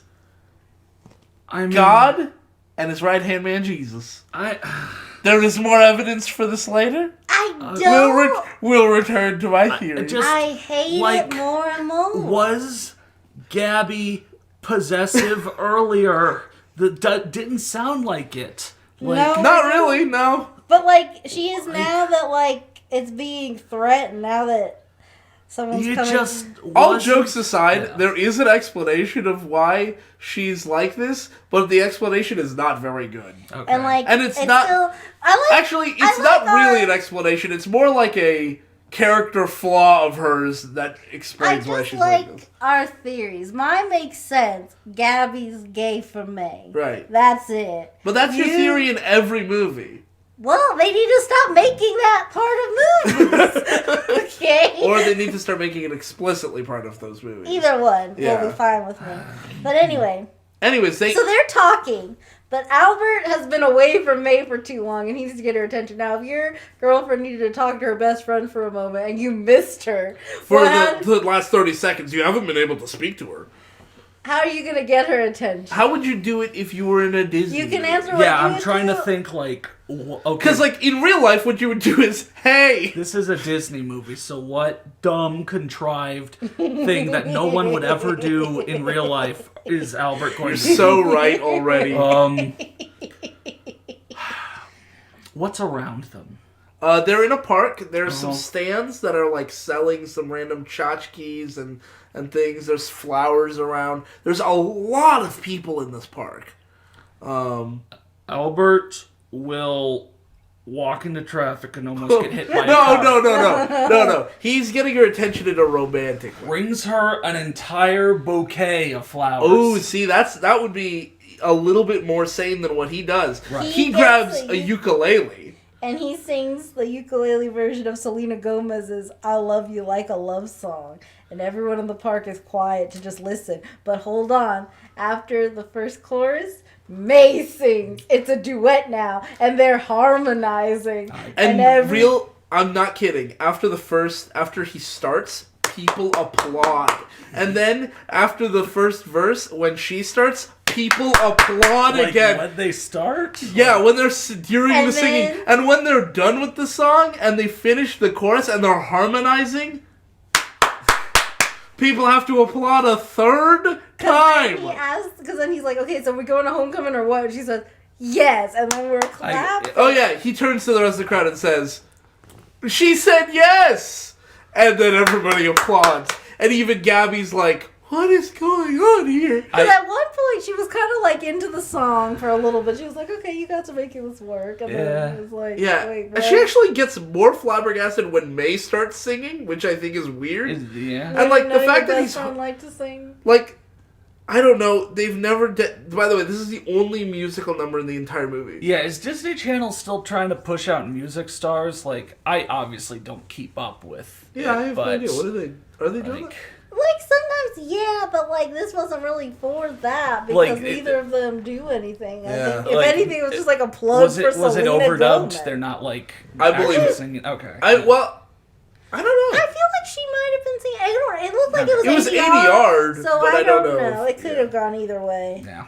Anyways, so now Bart has fixed the computer, and he calls them, and he's like, "You guys need to come home ASAP so I can explain this thing that I found out." Basically, he discovered that his dad works for the DoD and not for this gaming company. Now, back with the DoD, they think that international arms dealers known as Black Sigma are after the X-17. Oh no, not Black Sigma. I gotta say, Black Sigma's a really cool name. Yeah. Sounds like a metal band. Yeah. And but then yeah, Black Sigma. they're like, how could they have gone? And the dad's like, well, He says there's the only copies of the software are secure, and then he thinks and he goes, "Oh no, there is actually an insecure copy," and they're like, "Well, you better have good home security," and he says, "We have a keep off the grass sign." I don't know what they did with this dad guy. And then this is gonna, okay, so this is, so you know how this is the Department of Defense building masked as Superior Gaming? Camera cuts to outside the building. We're looking at the building. Camera pans in like the very first parking spot. There's an A1 Cleaners van, black van with red text, and they go inside, and it turns out the guys inside the van are Black Sigma. Oh, They're sitting not 20 feet from the front door to the Department of Defense secret base, and they're like, "We've been after this prototype for months now," and I'm like, how did they find out about this thing? There's no explanation for how they found out. They just burst in because, like, Gabby and Bart were talking, and then they hear them and they hide in the. You're skipping way ahead. No. No, because they're sitting outside this building, and then they're discussing how are we going to find it, and then there's no explanation of how they found it, because next the camera cuts to footage, like it's looking at a lawn sign that says, "Don't step on the grass," or whatever, "stay off the grass."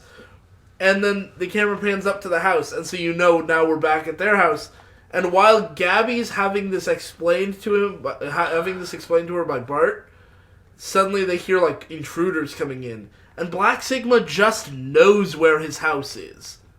What? And It's so, like they conjured up this problem by saying it out loud. Yeah, They basically. said Black Sigma exists, so now Black Sigma exists and is And is all-knowing. also all-knowing and knows all the things. But And so you're they really bust into the gonna house. like the payoff for Black Sigma later. Yeah, you're really gonna like how they wrap up the Black Sigma plot line. Okay. I So- say as though they wrap it up. And then, so then Bart is like telling Gabby, like, oh my gosh, my dad isn't a game designer, my whole life's a lie. And then He does say my whole life is a lie. And then Gabby realizes that Albert is the X-17, but because she hacks in, because she's like, wait, I hacked into the Department of Defense? Whoopsie. And then continues to hack in some more. And then, like, they're using, like, those see-through monitors. That you see in movies where it's like literally a piece of glass and somehow you're supposed to see what's on the monitor, even though, like... One of those. Oh yeah, I think they're starting to roll those out for TVs, like kind of the see-through glass TVs. Yeah, but, like, you can't... Right, I'm not Yeah, like- I'm not saying it's a bad point. I'm just saying, oh yeah, that Like, is you actually could put starting to that... happen. You could Yeah. put that on a wall, but you can't put it in the middle of a table. Right. right? Because if you do that, then you won't be able to see what's on this because there's not a solid color behind it. Instead, it's like whatever's behind the... Yeah. But either way... Then she pulls up a PDF that says X-17, and it shows, like, the frame of, like, the exoskeleton deal or whatever. And she's like, Albert's the robot! Oh, no! Right? And then they hear home intruders because Black Sigma is now breaking in. And they go, they kick down the... Black Sigma kicks down the door, and the kids hide, and the Black Sigma is just 3 dudes. And they speak with really fake bad accents. And they all have different accents. They all have different accents. One of them sounds vaguely Russian, one of them sounds vaguely like Middle Eastern, and one of them sometimes sounds Jersey, and other times sounds Midwestern, and other times sounds German. Okay. But they take the files and they destroy the computer that Bart just fixed. And so then the army, because, you know, Bart and May's dad just told them, like, there is another copy of the software. Now they're on their way to the house. So when they get to the house, by the way, anytime you see soldiers in this movie, they have no trigger discipline, and they will not point their guns anywhere other than into civilians. It's crazy how much they just point their guns at people. And I'm like, you guys have got to lower that gun. Someone is going to die. Yeah, at one point it gets really bad, but we'll talk about that one in a second. So, like, they come in, and then Bart and Gabby, they ran to the other room, and they put headphones on, and I'm like, okay, but also they look clearly shooken up, but they're like, no, we're just acting casual. We didn't see anything crazy. Yeah, like, okay, so, like, there was a break-in in the house, and they destroyed the computer, and instead of these two just hiding somewhere and being like, they broke into our house and destroyed your computer, Dad. I don't know what to do. Instead of that, they pretend they didn't hear anything at all. And that they were listening to headphones. And, like, and I'm like, but why? It literally could have been like, we saw these guys bust in while we were getting some juice, so we ducked out of Dodge. Then it's like, okay, good, I'm glad you guys are safe. And we just sort of move on. But then Bart's dad is there, and he's like, Bart, are you okay? And he's like, oh, yeah, I'm great, Dad. It'd be pretty bad if you lied about everything in my whole life, Dad. He's like real passive-aggressive about it. And they do some goofs about that, and it's really stupid. And Gabby just leads him out, like, okay, we gotta go. Yeah, and Gabby leads him outside, and the army dudes are outside, and they've got guns just pointed at wherever they need. And he's like, whoa, okay, I was mad, but I'm not mad anymore. And then he gets into his car, which looks like a cab, and as he's driving away, you see a dude in this suburb raise a hand and go, hey, taxi! Oh, man. And I'm like, why are you hailing a taxi in your suburb? You live here! But also, as they're driving away, not 30 feet from the house is the A1 Cleaners van. That's right, Black Sigma didn't even leave. They're just over here. And then they decide they're going to follow them to go, so they go to the pregame. They go to the pregame party, not just the pregame, like they're all getting drunk. Oh, sorry. So there's a football game, and there's the pregame party from the school, and these terrorists, Black Sigma, are going to follow the kids there because they figure the kids somehow know where the X-17 is. But here's the other thing. Hold on. What the heck? Yeah, these are so many conclusions they're jumping to. Like, robot gets stolen from DOD building. Yeah. So, obviously, it was done at this guy's house. Yeah, Black Sigma just knows. And let's break in and let's steal all his data. Yep. And then this car that leaves from the house, the occupants obviously know where the robot is. Let's follow them. Yeah. Yeah, it's not clear. Like, what it kind of feels like is somebody writing the script wrote a bunch of bullet points of, like, what should happen in the movie, and then he was assigned, like, okay, flesh out the space between these bullet points. And he just put it off until literally the last day, and then they were like, you have that script ready, right? And he said, yeah, I'm almost done. And then he just deleted all the bullet points and formatted it like paragraphs. Yeah. Because, like, there's no logic connecting any of these things. But there is something important. May and Albert arrive, like, surrounded by a group, and also May is wearing the cutest outfit she's worn all movie. Mm-hmm. Honestly, I don't really like it that much, but it is the least ridiculous thing she's worn. Yeah, she spends most of the movie wearing layers and layers and layers of varying polka dot patterns. And The so, colors clashing. And Gabby's like, what is this? Ugly. And then May is like, Albert took me shopping. And I'm like, Albert, why did you choose this? Like, we were so close. We could have had... Just buy her some normal clothes. But whatever. Anyway, then Gabby's like, look, I need to talk to you. And May is like, okay. So then they are talking. They're going to have this conversation. And I want you to understand. You know how in, like, real life, if you have a problem, you explain the problem, and then it clears it up?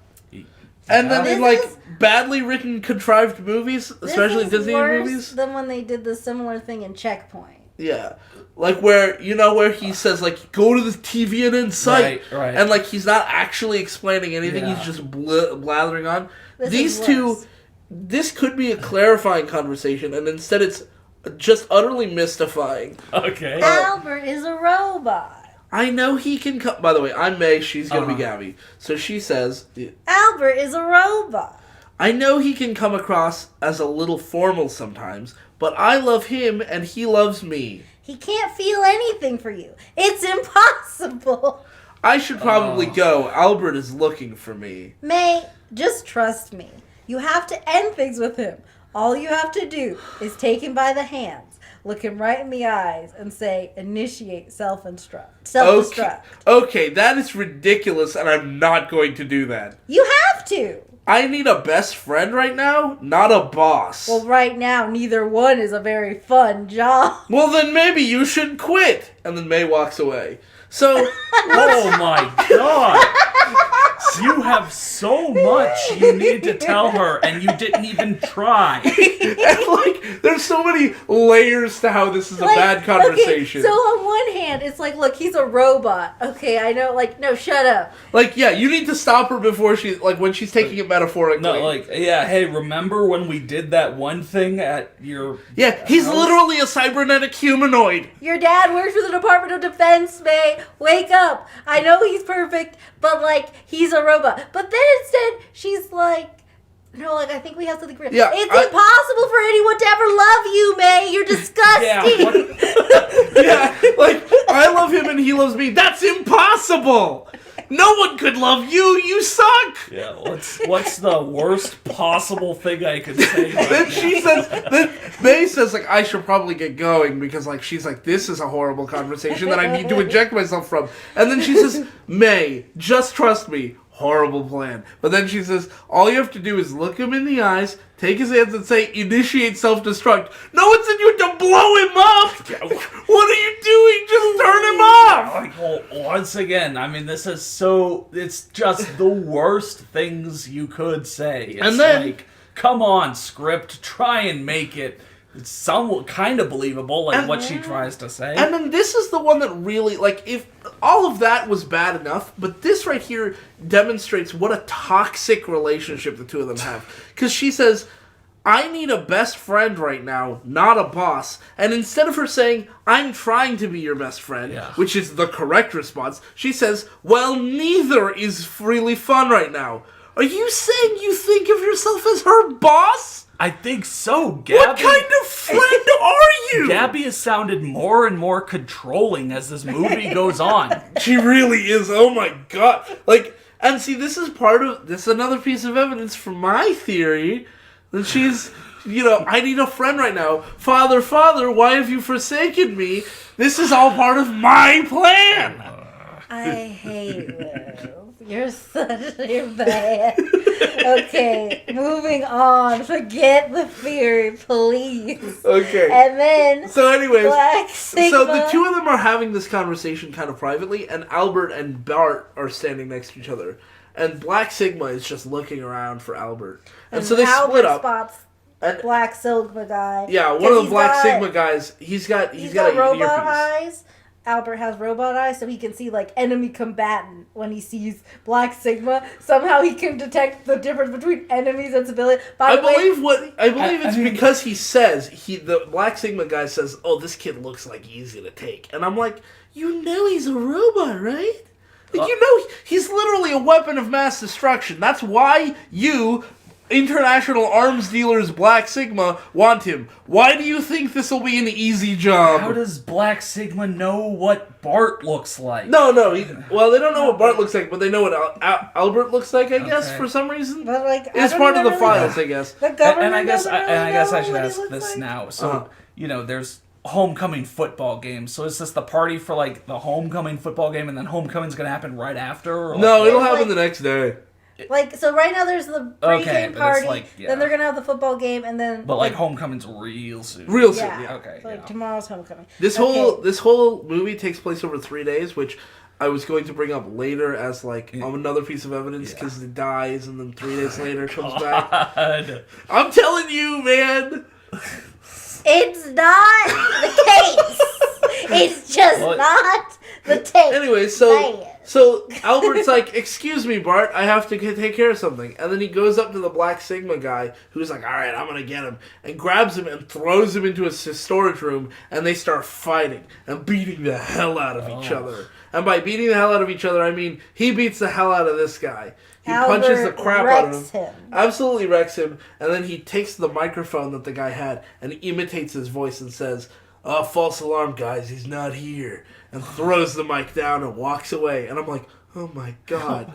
Jesus Christ. Yeah. He's a killing machine. He's literally a weapon of mass destruction. We've only seen his good side, but he could turn at any time. At any moment.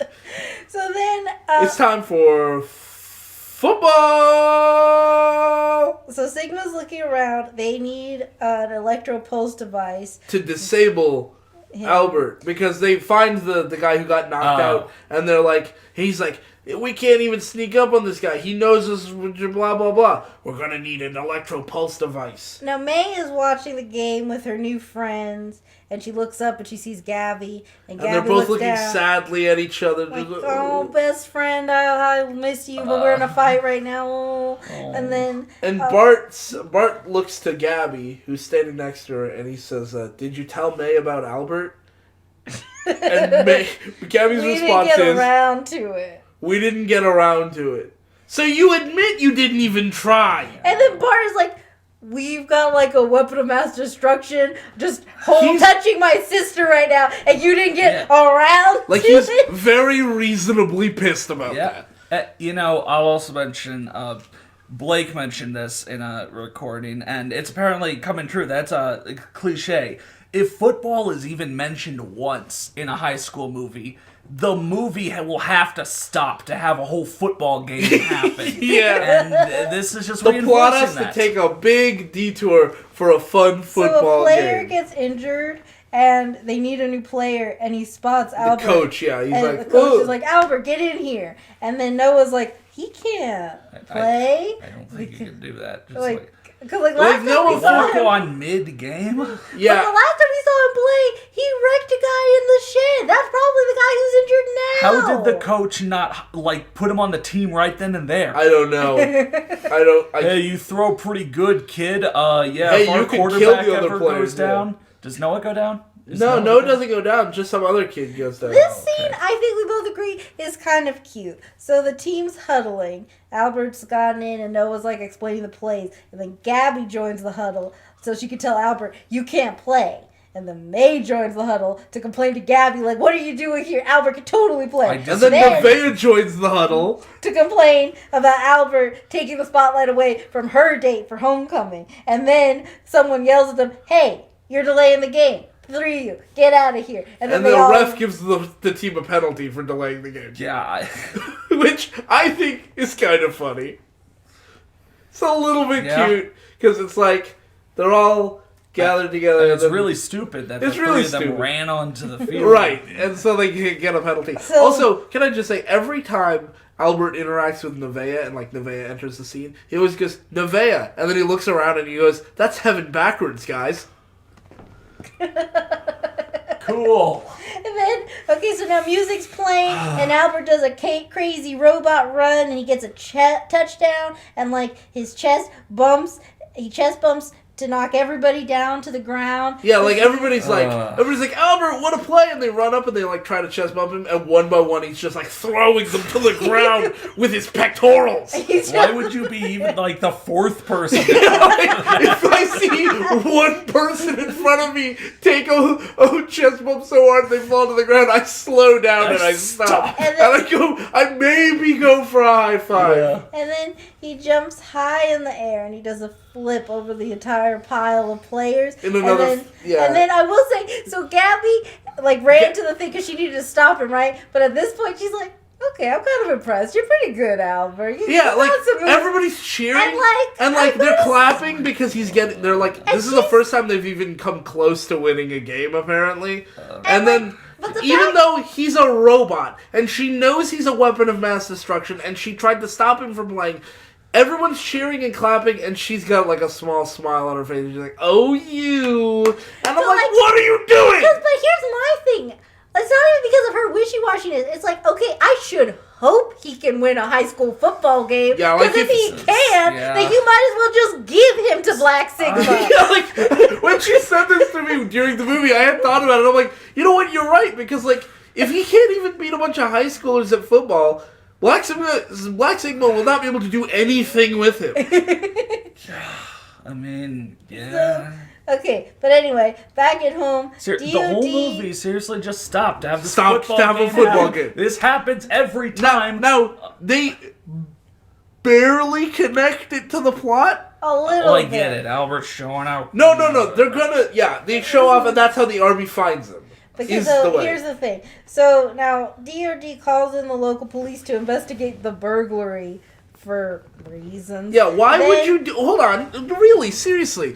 A federal government agency is involved with a burglary, is involved with... One of their employees is the victim of a work-related burglary in his own home by a bunch of terrorists. And instead of calling the FBI, they call the sheriff's department. Yeah. And the sheriff's standing there like, what was stolen? And he's like, that's classified. And I'm like, you wouldn't have to classify it if you were talking to the FBI. Yeah. What are you doing? And then the deputy, who's not even paying attention, he's watching the football game on his phone. And he goes, oh yeah, we scored another touchdown. And the sheriff is like, what? We haven't won a game in ages. We better go check it out. He's not that southern. I don't know. Neither of them are. But he is that stupid? He is that stupid. And then they look at the phone and they see it's the X-17 doing a front flip. And he says, oh my god, it was this tactical assault mode. And I'm like, he went into a tactical assault mode during a football game? Oh my god. Oh my god, he's going to pull a gun on these kids. Genuinely, it would be less cheating if one of the players pulled a gun and started shooting the other players. Yeah. Yeah. Seriously, at least you still have to run the ball down the field and put an effort. So then, back at the football game, the play is now... Do you want to guess the play? What? Oh, yeah, the coach, he's like, okay, I've got an idea for a play. And he looks at Noah Centineo and Albert, and he's got the ball in his hand. Albert is gonna throw the ball to Noah. Give the ball to Albert is the play. That's the play. Just give it to him. Just give it to him. Yeah. And it's like, okay, fine. He can replace the whole team. Yeah, Bo Jackson Tecmo Bowl. You don't I guess. Else. And then Black Sigma's got a van setting up the electro-pulse device, which they just have. So they get the ball to Albert. He kills 3 or 4 people. That's fine. And a bunch of teens hang on, and he carries them to the touchdown. Via green screen. Literally, they have him, they're jumping on him. Yeah. And then he's running to the end zone. And then to make the shot work, they had the kid who's playing Albert run like this. And then they green screened on some more teams. Okay. And it looks really stupid. But then Albert gets lifted onto the shoulders of the other players, and just as everyone's celebrating him... By the way, Albert getting lifted onto the shoulders of other players is pretty insane considering he's a robot. Yeah, that'd be pretty heavy. But then it activates. The EMP activates. Yeah. And then everybody comes to celebrate, and the military shows up just in time to grab Albert. And then Gabby drags May to safety. And then she finally explains what's actually going on. Look, your dad's not a game designer. He's working for the Department of Defense. So Black Sigma activates the EMP, basically helping the army out. Yes. Who gets...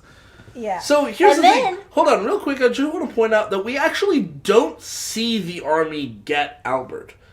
He's disabled, and by disabled I mean the EMP goes off, the lights start flickering, and it looks like he's having an epileptic seizure because he literally does like the motion of a seizure. Oh.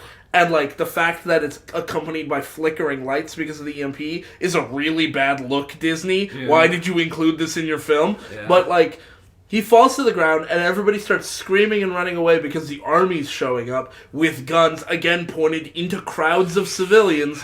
And then in the chaos, we just see May and Gabby get pulled away, and we don't actually see what happens to Albert. But what we do see is...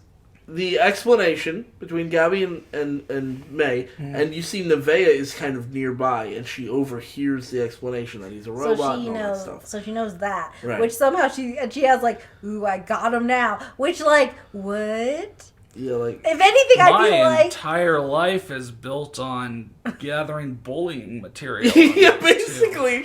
And then, here's the thing. I didn't even think about that. Yeah, I mean, that's basically her whole motivation. So then... Black Sigma, they're like, wait, do you have the prototype? And then one of the other ones is like, wait, no, do you have it? And they're like, wait, do you have it? Wait, I think I hear you. Where are you guys? And they're all wearing sunglasses for some reason at night, and they take them off, and they're all standing next to each other. But then and they're like, oh no, because the army surrounds them. And that's the last we see of Black Sigma. They're done. But the soldiers, while they were coming to get to Black Sigma, have their guns up. While the kids, after the EMP went off, everyone, like, while the explanation happened, students are running around panicked and freaking out. Yeah. And these guys have their guns up.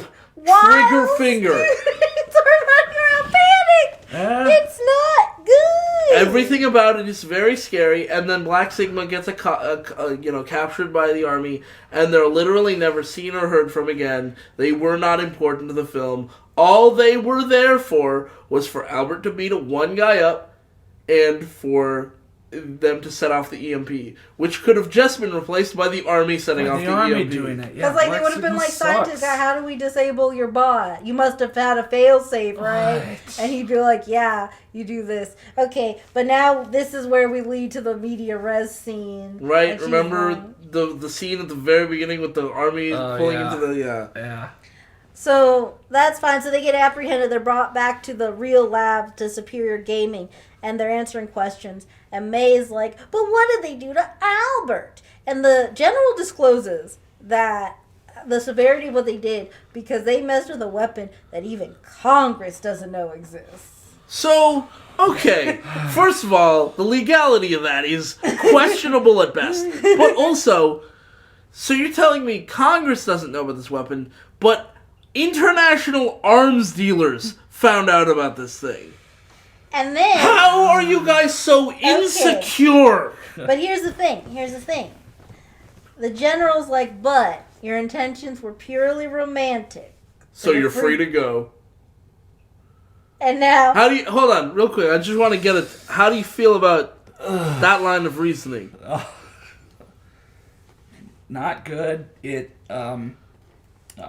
matches all the other lines of reasoning that have happened so far. Fair enough. Right. Okay. But then, so she still wants Albert, but they're like, no, Albert's been rebooted and returned to his primary mission. Yeah, because when the pulse device went off, apparently that rebooted him. And then they say something that... so this doesn't really make a lot of sense, because they cut straight from the football game to them in the lab. Or not the football game. The football game to them capturing the girls to the lab.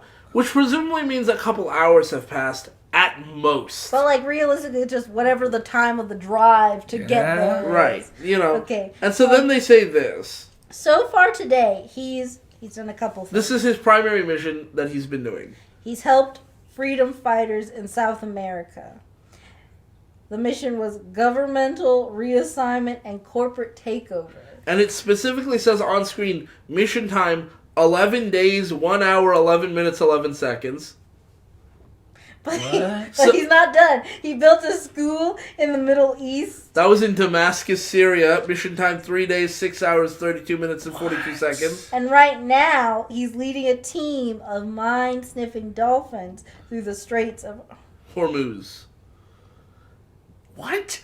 Yeah, so it doesn't make any sense. How the hell is he getting around the world? And which is even that's if we a valid accept question. that somehow he's doing all these things, how is he getting there? And then here's the thing. Here's where it gets a little crazy. May is like, but Albert would never leave me. This is all a mistake. And then Dad is like, May. And then the general says, look, you need to act like Albert never existed because you'll never see them again. And also, then he says to both the girls, the price for your freedom is your silence. You're never going to tell anybody what you know. And I'm like, the price of my freedom? You better pray that I never tell anybody about this because I'm a 60-year-old girl. I hacked in, stole a super weapon. Like, what? Yeah, if I said things, your head would be on a platter. You said you didn't tell Congress. I'll tell Congress all about this. Yeah, if they weren't master hackers, I would say who would believe them. But apparently Gabby can hack into the DOD, so yeah.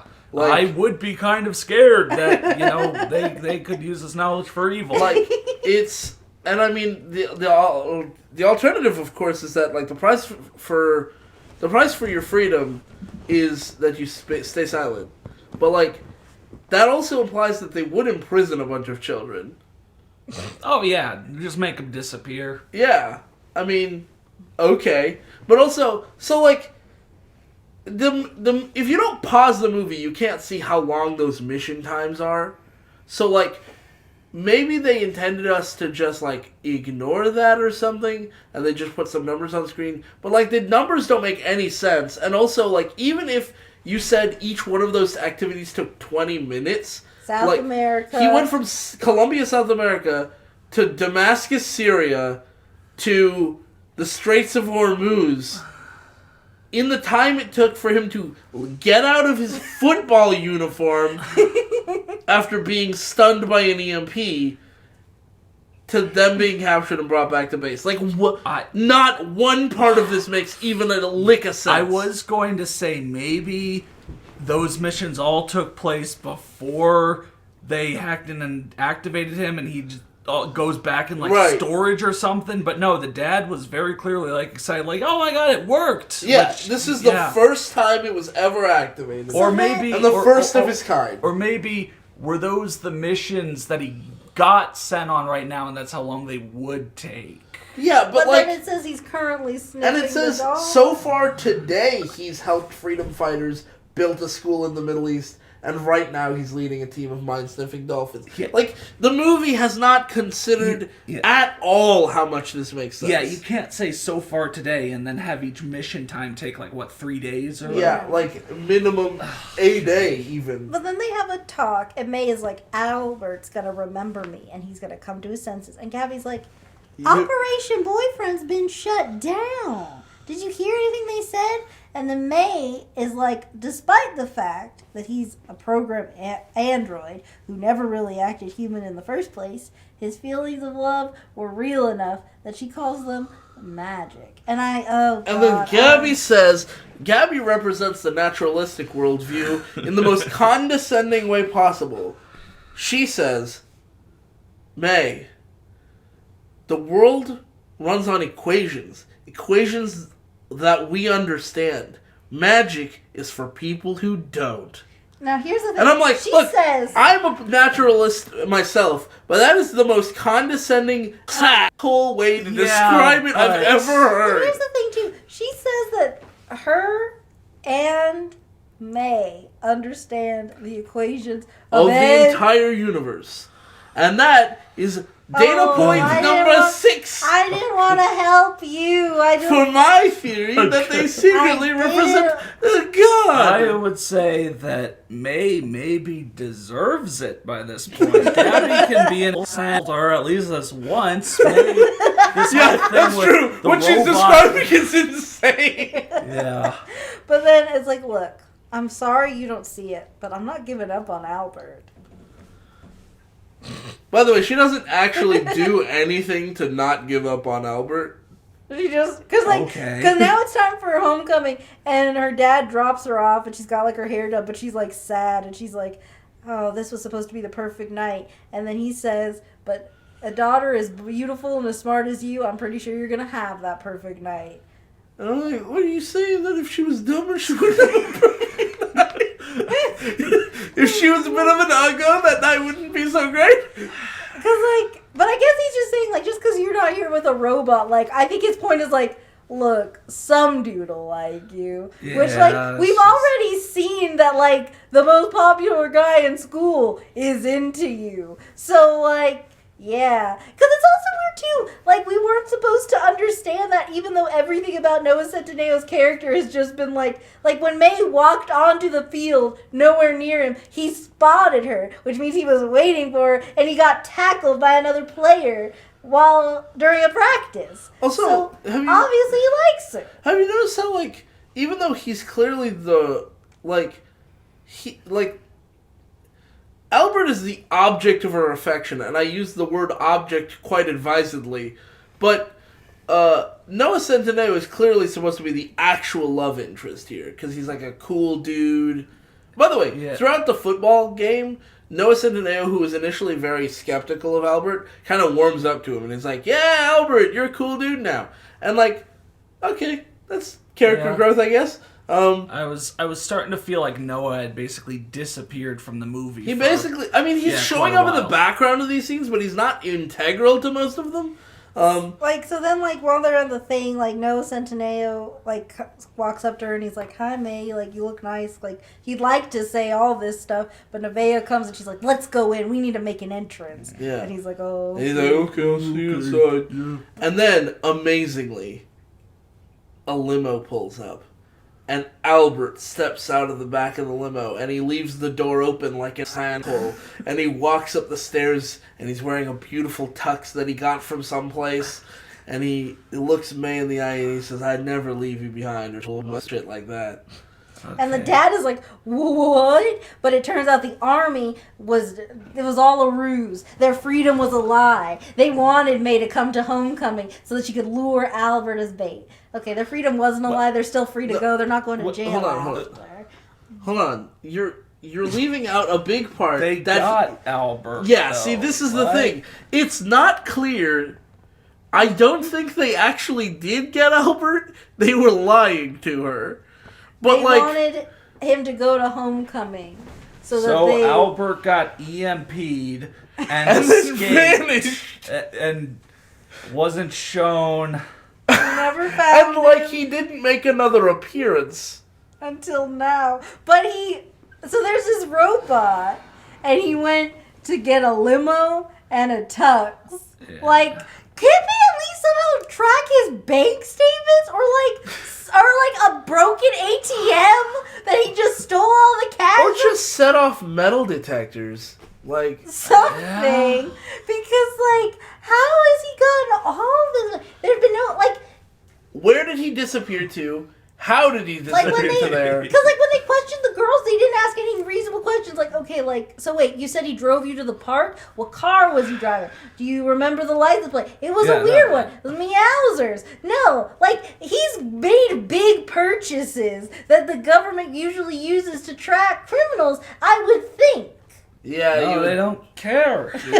No, they let the girls go because Albert was out there and they knew that his mission was to make sure she had the best homecoming. But also, I guess all that stuff about building a school and toppling a government, how would you get away with that lie?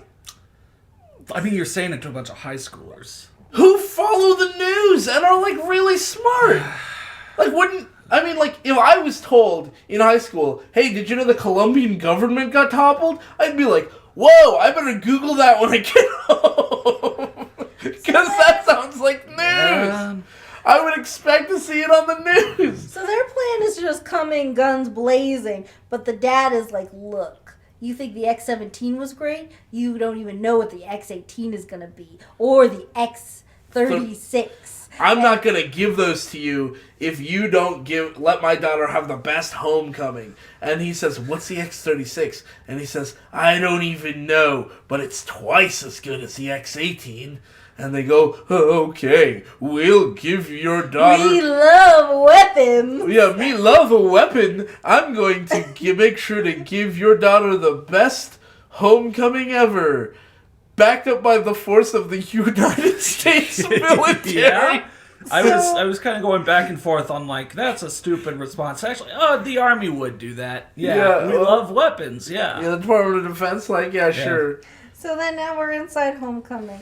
Now, the Army's working to, behind the scenes, secretly. To make a perfect kiss or whatever. But also, just so it's clear, Dad has convinced the general to change the mission objective from capturing Albert to securing a great kiss for May. So, okay, so Black Sigma's been dealt with. Yeah, completely gone. Albert is here. Yep. The Army is now in on it and allowing Albert to do what he needs to do. What's the problem? What's the plot? Homecoming! So now we're just like, at this point, it could just be like the end of the dance, but okay, fine. So, Albert and May walk in, and they have a beautiful entrance, and Nevaeh's like, that was supposed to be us. And this is a scene where, and everybody's like impressed with May. She apparently started a little cult of girls who are also wearing polka dot dresses because they're hoping that polka dots will summon an Albert-like boyfriend for themselves. And I was really hoping there were 12 of them, like 12 disciples, but there are only 8. There are only 8, so that doesn't really work for my theory. I'm so glad because I hate it. But if there were 12, that would have been incredible! When he first said that, I was like, wait, what? No! It can't be! I was like, you know how many there are? And she was like, no, please. He was like, 12. And I was like, no! But then we counted. There are only like 8 or 9. Yeah, okay. Anyway. I mean, that's still an unreasonable number of girls to become obsessed with this girl because she has a hot boyfriend. Right. And like, May also doesn't even say anything like, you don't need to be like me, like guys could just love me. No, she's quite flattered that they would become her groupies. She's fine with it. Anyway, so then Nevaeh's getting ready to be homecoming queen and tell everybody what she knows about Albert, which is like, okay. But then Noah Centineo's like, hey, Albert's cool, leave it alone. And Nevaeh's like, why don't you stop letting yourself get pushed around? You know what? I will. I hope we can still be friends. And he walks away. And she's like, wait, you're breaking up with me? Yeah, I am. And he just walks away. And I'm like, hell yeah, Noah Centineo, you won me over. Nice. Okay. Just being a cool, chill dude. He's like, before the big crazy event of the night, he still goes like, yeah, screw her. She sucks. Yeah, even though May's perfect boyfriend shows up, so I'm obviously not getting with her anymore. Nevaeh, she's still horrible. You're a trash person. Yeah. And like, I appreciate that. He's doing it for the right reasons, because she's a trash person. Also, just want to point out that the Army is now begun infiltrating this place, wearing disguises. They're all wearing like clothes. And this is themed, like this homecoming is themed as a night in Paris, and so they're all dressed as like mimes, and like wearing the second in command woman is like wearing a slinky dress. And here's one thing: so they're shining a light at one point, and then you might remember way early on when Gabby fixed the principal's computer that he was like, ooh, this is going to pay off for my online tango lesson. Right. Okay, well now, second in command is a woman, and she's in like a cute dress, and she like shines the light off of May for a second onto the principal, and is like, oh yeah, love is in the air. And then the general's like, get your head in the game, number 2. And then she's like, oh right, sorry. And she puts the light back, and it's like, wait, what? Why do we care about you getting in love with anybody? Yeah, it doesn't make any sense. And so they're gonna vote, or they're supposed to vote for homecoming queen. They're announcing homecoming queen. Turns out it's May. The Army stuffed the box. Yeah, the Army stuffs the ballot, and like the dad is outside. He's like, wow, my daughter's homecoming queen. And they're like, yeah, we had to make sure that happened. And it's like, Oh, that kind of takes a lot. Okay, whatever. And so then, so May goes up there to like, May goes up there to like accept it, and they put the crown on her head. And Nevaeh's like not having this, and she storms up on stage and grabs the microphone, and she says, "Everyone, I have to tell you the truth about Albert." And then, this is pretty crazy. So here's basically what happens. She starts saying things about Albert, and then Noah Centineo comes in to be cool about it. And so, do you want to be Noah? Or do you want to be Noah. So she says, "Everyone, Albert is a machine." Yeah, bro, you're a machine, and everybody cheers. God. And then she says, "No, he's dangerous." And then he basically just said, "Yeah, dangerous. You better watch out, everybody." And everybody's like clapping and cheering for Albert, and he's like waving. Noah, and she says, I don't think you need to save this, okay? And then she says, "No, he's a super soldier who can kill all of you. If he gets near you, you need to get down." And to which he says, "Yeah, everybody, get down." And then the music plays, and they all dance. And she looks like a complete fool. And Noah Centineo is playing a pretty good wingman to this cyborg. And I gotta say, Noah Centineo, you're really winning me over, bud. Yeah. Okay, but then now it's time for the kiss. The big moment that everybody's waiting for. Military. Oh, I know. Because Noah's gonna say hi to Gabby. Oh, yeah. Noah's kind of sad still because he's like, I did want to get with May. And so Gabby and Bart are there, and he says, like, I should have asked May first. And Gabby goes, "Oh my gosh, I was wrong." Because this is the very first time in her entire life, I assume, she's realized she can be wrong about something. And she genuinely didn't think Noah wanted to ask May to the dance. Which I was like... Like, when May was like, "I think he's going to ask me," she was like, "There's no way he would ask you. That's crazy." Turns out she is just an idiot. Just a terrible friend. Yeah. A horrible friend. But then, like... You're unlovable. Who would ask you? Yeah, doesn't consider May's perspective or point of view at all. No, and so because Jaden did find May as a person worthy of love, Gabby decides, oh, okay. I need to apologize. So she says that... Yeah, Gabby runs up and she apologizes to May.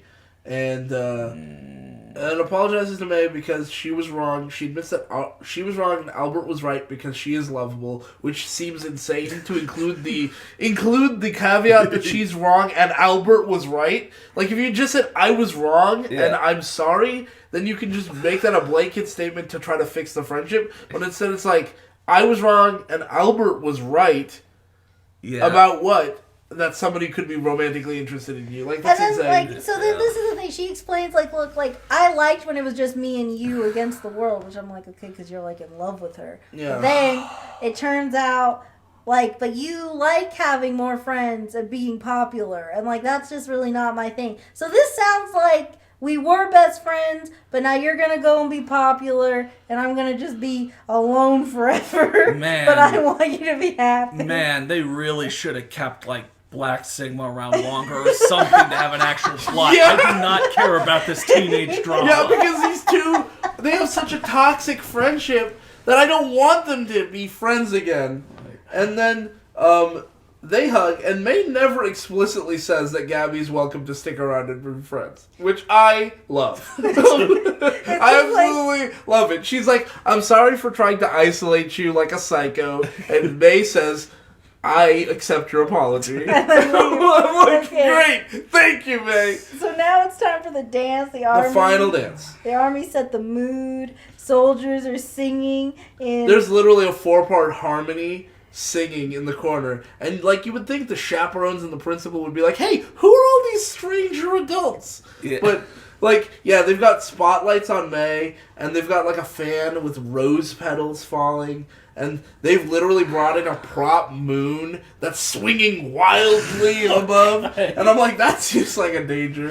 Nevaeh is so mad, and the general is watching from security cameras, and he's tearing up from all the romance. And the second in command and the principal are looking at each other and like, they're like looking at each other like they're eye boning.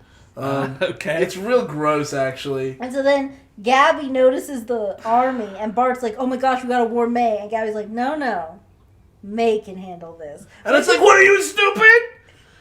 Just because you're good friends now doesn't mean that you don't, like, warn her.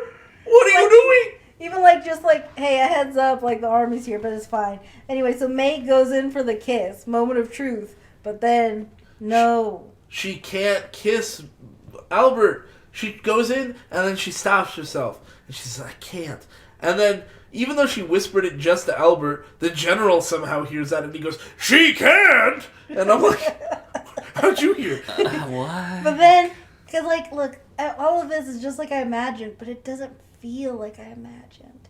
And then it's like, so I invented you. This isn't the exact quote, but this is basically what it is. I invented you because I was hurt that a boy didn't like me for me. But now I know, like, if he doesn't like me for me, that's his problem. And I only get one first kiss. But I know that whatever it is, I want it to be real. And I want to say real quick, even if you're kissing at a robot, isn't that still real?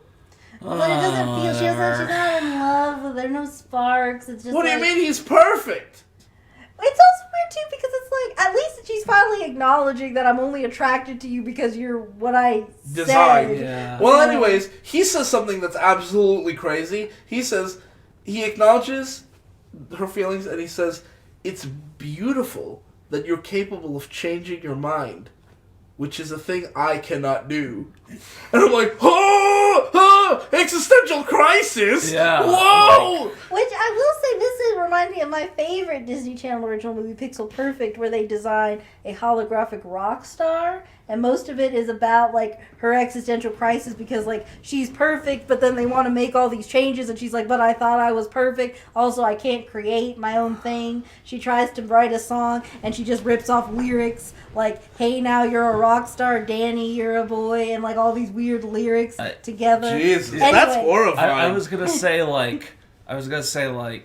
wait, that wasn't a Disney Channel original movie. You were thinking of the Adam Sandler movie No, Pixels. I was thinking of Pitch Perfect. Okay. Not Pixel Perfect. That sounds like a total Pixel rip- Perfect. Then- Pixel Perfect is a crossover between Adam Sandler's Pixels and Pitch Perfect, right? But then there's this one point where there's a real girl who's in love with Phil of the future because he's the one who made the holographic You're rock still star. talking about, okay. Yeah. Okay. But then this is where it ties in because he's like, well, you gotta be nice to Loretta Modern because she's just a hologram who don't know nothing. And she's like, you're in love with her. And you created her to be your perfect girl. So of course you fell in love with her. And then they don't really address that anymore. But this one, they years later, in 2014, they're like... kind of vaguely addressed it. Yeah. Well, either way, Albert's like, it's beautiful that you can change your mind and that you can grow, but I can't do that. And then he says, also look up. And she looks up and she sees all the army people. And she's like, oh my god, they're going to take you away. And he says, no, my mission is complete. You've had your perfect homecoming night. Just say it. And she takes his hands and looks him in the eyes. Oh my god. And says, initiate self-destruct. Oh and I'm like, why? my god. If the mission is complete, just shut down. And then this is the crazy part. Let's go outside? Yeah, because you would think initiate self-destruct can mean any number of things, right? It could mean blow up like a nuclear explosion. It could mean fall apart. Maybe instead it should be initiate shutdown. Yeah. Which would make more sense. Instead, he starts to glow and spark, and she starts to step back, and wind starts to blow, and he turns into a blue fiery tornado inside the building. What? And people are screaming and running away. And Nevaeh is like, see, I told you he was dangerous. What? And everyone's freaking out. What? And the general is like freaking out, like, no, he's self-destructing. And then he launches into the sky, blasting through the ceiling, and he arcs into the distance. And it makes no sense why he does that. What? And then, like, everyone's just, like, stunned silence, and Bart, trying to save face for some reason, turns to everyone and says, hey, everyone, let's give a round of applause to Principal Fragner for the awesome special effects. And then everyone goes, Yeah, woo! Yeah. And the principal is like, ha, yeah. Huh? Like, and then the general, this is crazy, the general is sad because he couldn't make it romantic enough to get that kiss. And the dad says, you did everything you could. And the general says, my moment is ruined. And then the dad says, you mean May's moment is ruined. And the general just walks away. I think he says like something like, I'm too heartbroken right now, and he walks away. I'm like, maybe he's trying to recreate something from his own life. Like, I don't know what was I happening. don't know. Either way, you know how Noah Centineo won me over? Well, he's about to betray me. Oh, okay. He looks up. He looks up at that curve of blue smoke that's arcing into the sky, and he says to May, who's standing next to him, you know, that line of smoke is a perfect logarithmic curve. And she says, what? And he says, I never told you, but I'm actually pretty good at math. I just liked my tutor. But, like, how did this start? And I'm like, that's not a logarithmic curve. What? Oh my god. Why? Okay. How would you even know just by looking at a curve in the sky? Even if you programmed a self-destruct into your ultimate fighting robot, why would you program the self-destruct to be turn into a blue tornado, fly off into the distance? Like, you'd think maybe there would be a reason to make the self-destruct, like, blow up the area you are. But, yeah, like, you know, if you're captured in a terrorist cell or whatever, and they're trying to figure you out, and you initiate self-destruct, and you kill all the terrorists, then I would say, like, that's a single final act that would maybe... Also, a weird thing, though, is, like, why is, like, self-destructing is better than just helping society? Yeah, you could have just, like, moved on to a new mission, right? Are these machines one mission? They're one-hitter quitters? The problem is they gave him too much soul. It's honorable or something. Yeah, too much soul. It was Too much exceeding soul, maximum character stats or whatever. So then... This is the very end of the movie here. God, just imagine if it was like, you could just say like, okay, you know, G-O-O, I don't want to actually cause anyone's thing to do anything, but just like, okay, like, destroy yourself. Yeah. And like, people's cell phones will just explode. Hey Siri, die! No! Activating self-destruct. Okay, so then he finally, asks her to dance. Yeah, he and asks her then to she dance. says, in a minute. Yeah. Because she needs to pull Gabby aside and says, hey, no boy will get in the way of our friendship. I'm like, that's not the message of this movie. Okay. And then Gabby says something very bizarre. Hey, remember that girl who met a boy and changed the world? No. Turns out it was you all along. Hey, Connor, question. How did she change the world? Yeah, what? Stop. This is not poetic. This is it was a dumb line the first time. It's still a dumb line. Stupider even now, because it makes even less sense. And then Bart is like, hey, Gabby, get over here. And then Gabby's like, turns out boys are a distraction, but a pretty good one. I'm dating your brother. And then it's like, so I guess a little mini moral is if you wear a girl down long enough and the army gets involved, you might get that girl after all. Let's be clear. If the army gets involved, you probably do get that girl. Yeah. What did Bart do? Like, he acted as comic relief for most of the movie. And then the credits roll, and we get to see a fun montage of the two of them, Gabby and Bart, interacting in quirky ways. So this was how to build a better boy. How do you feel? How did you feel about building better boys? how romantic. Yeah, it was. Yeah, wow. Do you think the movie would have been better if they had, in fact, built an Aryan super soldier? No comment. I mean, remember the very first question was geopolitical affiliation. Yeah, America! Yeah, that was weird. Okay, so... Imagine if she had put in, like, Iran. Would they just have a weapon fighting against us? Okay, anyway, on that note, that's one to grow on or something. Thank you guys for coming and listening to me talk about this crazy movie. And thank you guys for listening. And remember to comment, like, and subscribe because we all need friends. Bye. Bye.